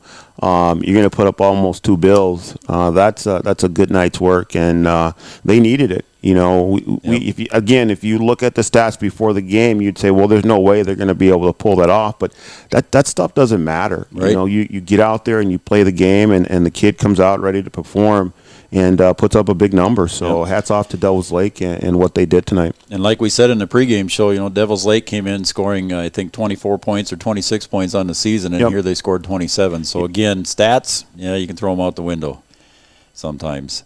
All right, receiving for Devils Lake, 1 catch for Lang, 35 yards, and 1 catch for Colton Schneider of 16 yards. Taking a look for the Wahpeton offensive side, Kappas had 1 for 1. He had a completion of 11 yards. I think it was more than that, but anyway, that's what they called it, was 11 yards. Schaefer, 29 of 53, 415 yards. Yeah, I said 415 yards for an average of 14 yards. 4 touchdowns. Man, 459. Go. Wow. That's a good night's work, too. Yep. So a good night work there for Schaefer. But I think the biggest difference in the game, though, if you look at what Devils Lake did on the ground and what Wahpeton did through the air, the biggest difference in the game was penalties. Yep, penalties were huge against the Huskies. Well, let's talk about that after the stats here. But that was a great point. Receiving wise, Samuels 2 catches for 25 yards. Manzero had 13. Dez had 13 catches for 176. He went out with the injury for a while and came back for that 4th down and 5 attempt. Kappas ended up with 6 catches for 115 yards. Arnstein 4 catches, 58 yards, and Link 5 catches for 52 yards. So again, spreading the ball out for the receiving corps. But Dez led the way with 13 catches, had a great night. Yeah, he had a big night through the air. Tried to do a little bit of everything, had the big return on the kickoff, too, as well, to kind of set up a chance to score and take the lead there at the end. But the Huskies just didn't play a complete football game. They played part of it. I mean, offensively and through the air, they did a really good job. But, mentally, I think that they checked out for a little bit. Yeah. They didn't quit, but they just didn't have it together mentally there with all those penalties in a row. And some of those, they hurt themselves, and then they were able to let Devils Lake extend plays and score off of the 1-2 as well, where they got the extra play, and then they were able to score the touchdown. So, a couple of unsportsmanlike conduct penalties didn't help either. Yeah, things that you don't need, especially in a football game that you need to win. Those are penalties that you don't need. All right, take a look at the defensive side of the ball for Devils Lake. Caleb Schneider, 1 tackle. Hofstad had 3 tackles. Scar with 2. Volk with 3. Hintz with 2. Springer had 1. Schneider, that's Colton, had 3. Brown had 1. Leaf had 1. And Tice with 1 tackle. Interceptions, Volk had 1 with no return yards, and Leaf had 1 for 28 return yards. Taking a look at the defensive side of the ball for the Huskies, Samuels with 4, Ulick had 3, Manzero with 6, Kappas with 6, Arnstein with 9 tackles, Link had 1, Owens with 7, DeVries with 9, Jacob DeVries always sticking his nose in there, Ulrich with 1, Thiel with 1, Scharfenkamp had 5, again he went out with an injury, but he came back, Jurdevig with 7, Worrell had 7, Cluten had 2, Beyer 1, Rosenberg 1, and Solom with 1 tackle as well, and 1 was unknown as what is that. Interception-wise, Dez had 1 interception for a return of 2 yards, and Bo Arnstein also had 1 interception. So, again, Brian, if we look at the totals, offensively, the Huskies led the way, and I didn't have totals in the stats that I got, but I know the Huskies had a great night on the offensive side and defensive side, but just too many penalties. Just a tale of 2 different systems. Yeah. Wahpeton wants to put the ball in the air, and they 450 yards in the air, and Devils Lake wants to keep the ball on the ground, and they get a player that goes for almost 200. So just two different styles, two different systems, both having sort of big nights in their own way. But like I said earlier, Wahpeton, just too many penalties. Too many penalties and just kind of silly mistakes that you don't need in a game like this. And if you clean it up a little bit, maybe it's a different story. But Devils Lake gets what they needed, exactly what Wahpeton wanted to do, get that win and move up. Now, Wahpeton got to figure out a way to finish the season with the win. Got to come back against Central Cass next Friday or Saturday, and get the victory. All right, folks, just kind of an update here on the Devils Lake player laying over on the sideline there. He is still down. Just kind of, I don't want to raise any alarms. We did see him moving his arms, but we do see the ambulance just pulling onto the field and on the track over on the opposite side of the field. Again, we have no identification of the player from Devils Lake that is down on the sideline over there. There are several people over there attending to him. And the stretcher is coming out now as we speak.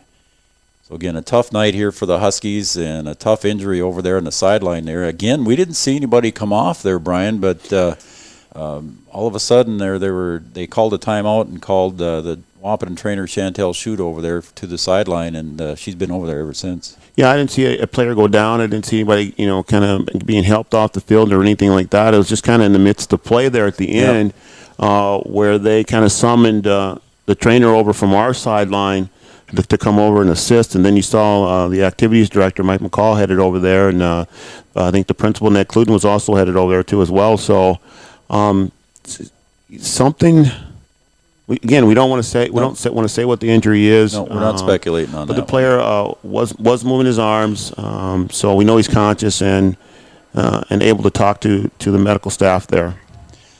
All right, that's part of our Wahpeton All Sports Booster Club post-game show, and I also want to thank, and we forgot to mention here during the game here, Brian, Gripper Sports is a new sponsor for us with their new Roland vinyl print cutter that they have. They're making those big vinyl signs for everybody and anybody that needs a vinyl sign made up to 4.5 feet tall. Don't forget they've got Cowboys and Huskies and Warbirds apparel over there and all kinds of sporting gear, so just stop by Gripper Sports right on Dakota Avenue and visit Tyler and Grip down at Gripper Sports. We got our sign there. You can get your sign there. You can get a mask there, too, as well. There you go. According to Mike McCall, that might be something that you're going to need here in the future to even attend the game. So we're just going to keep our fingers crossed here for the winter season, and hopefully the athletes can continue to play.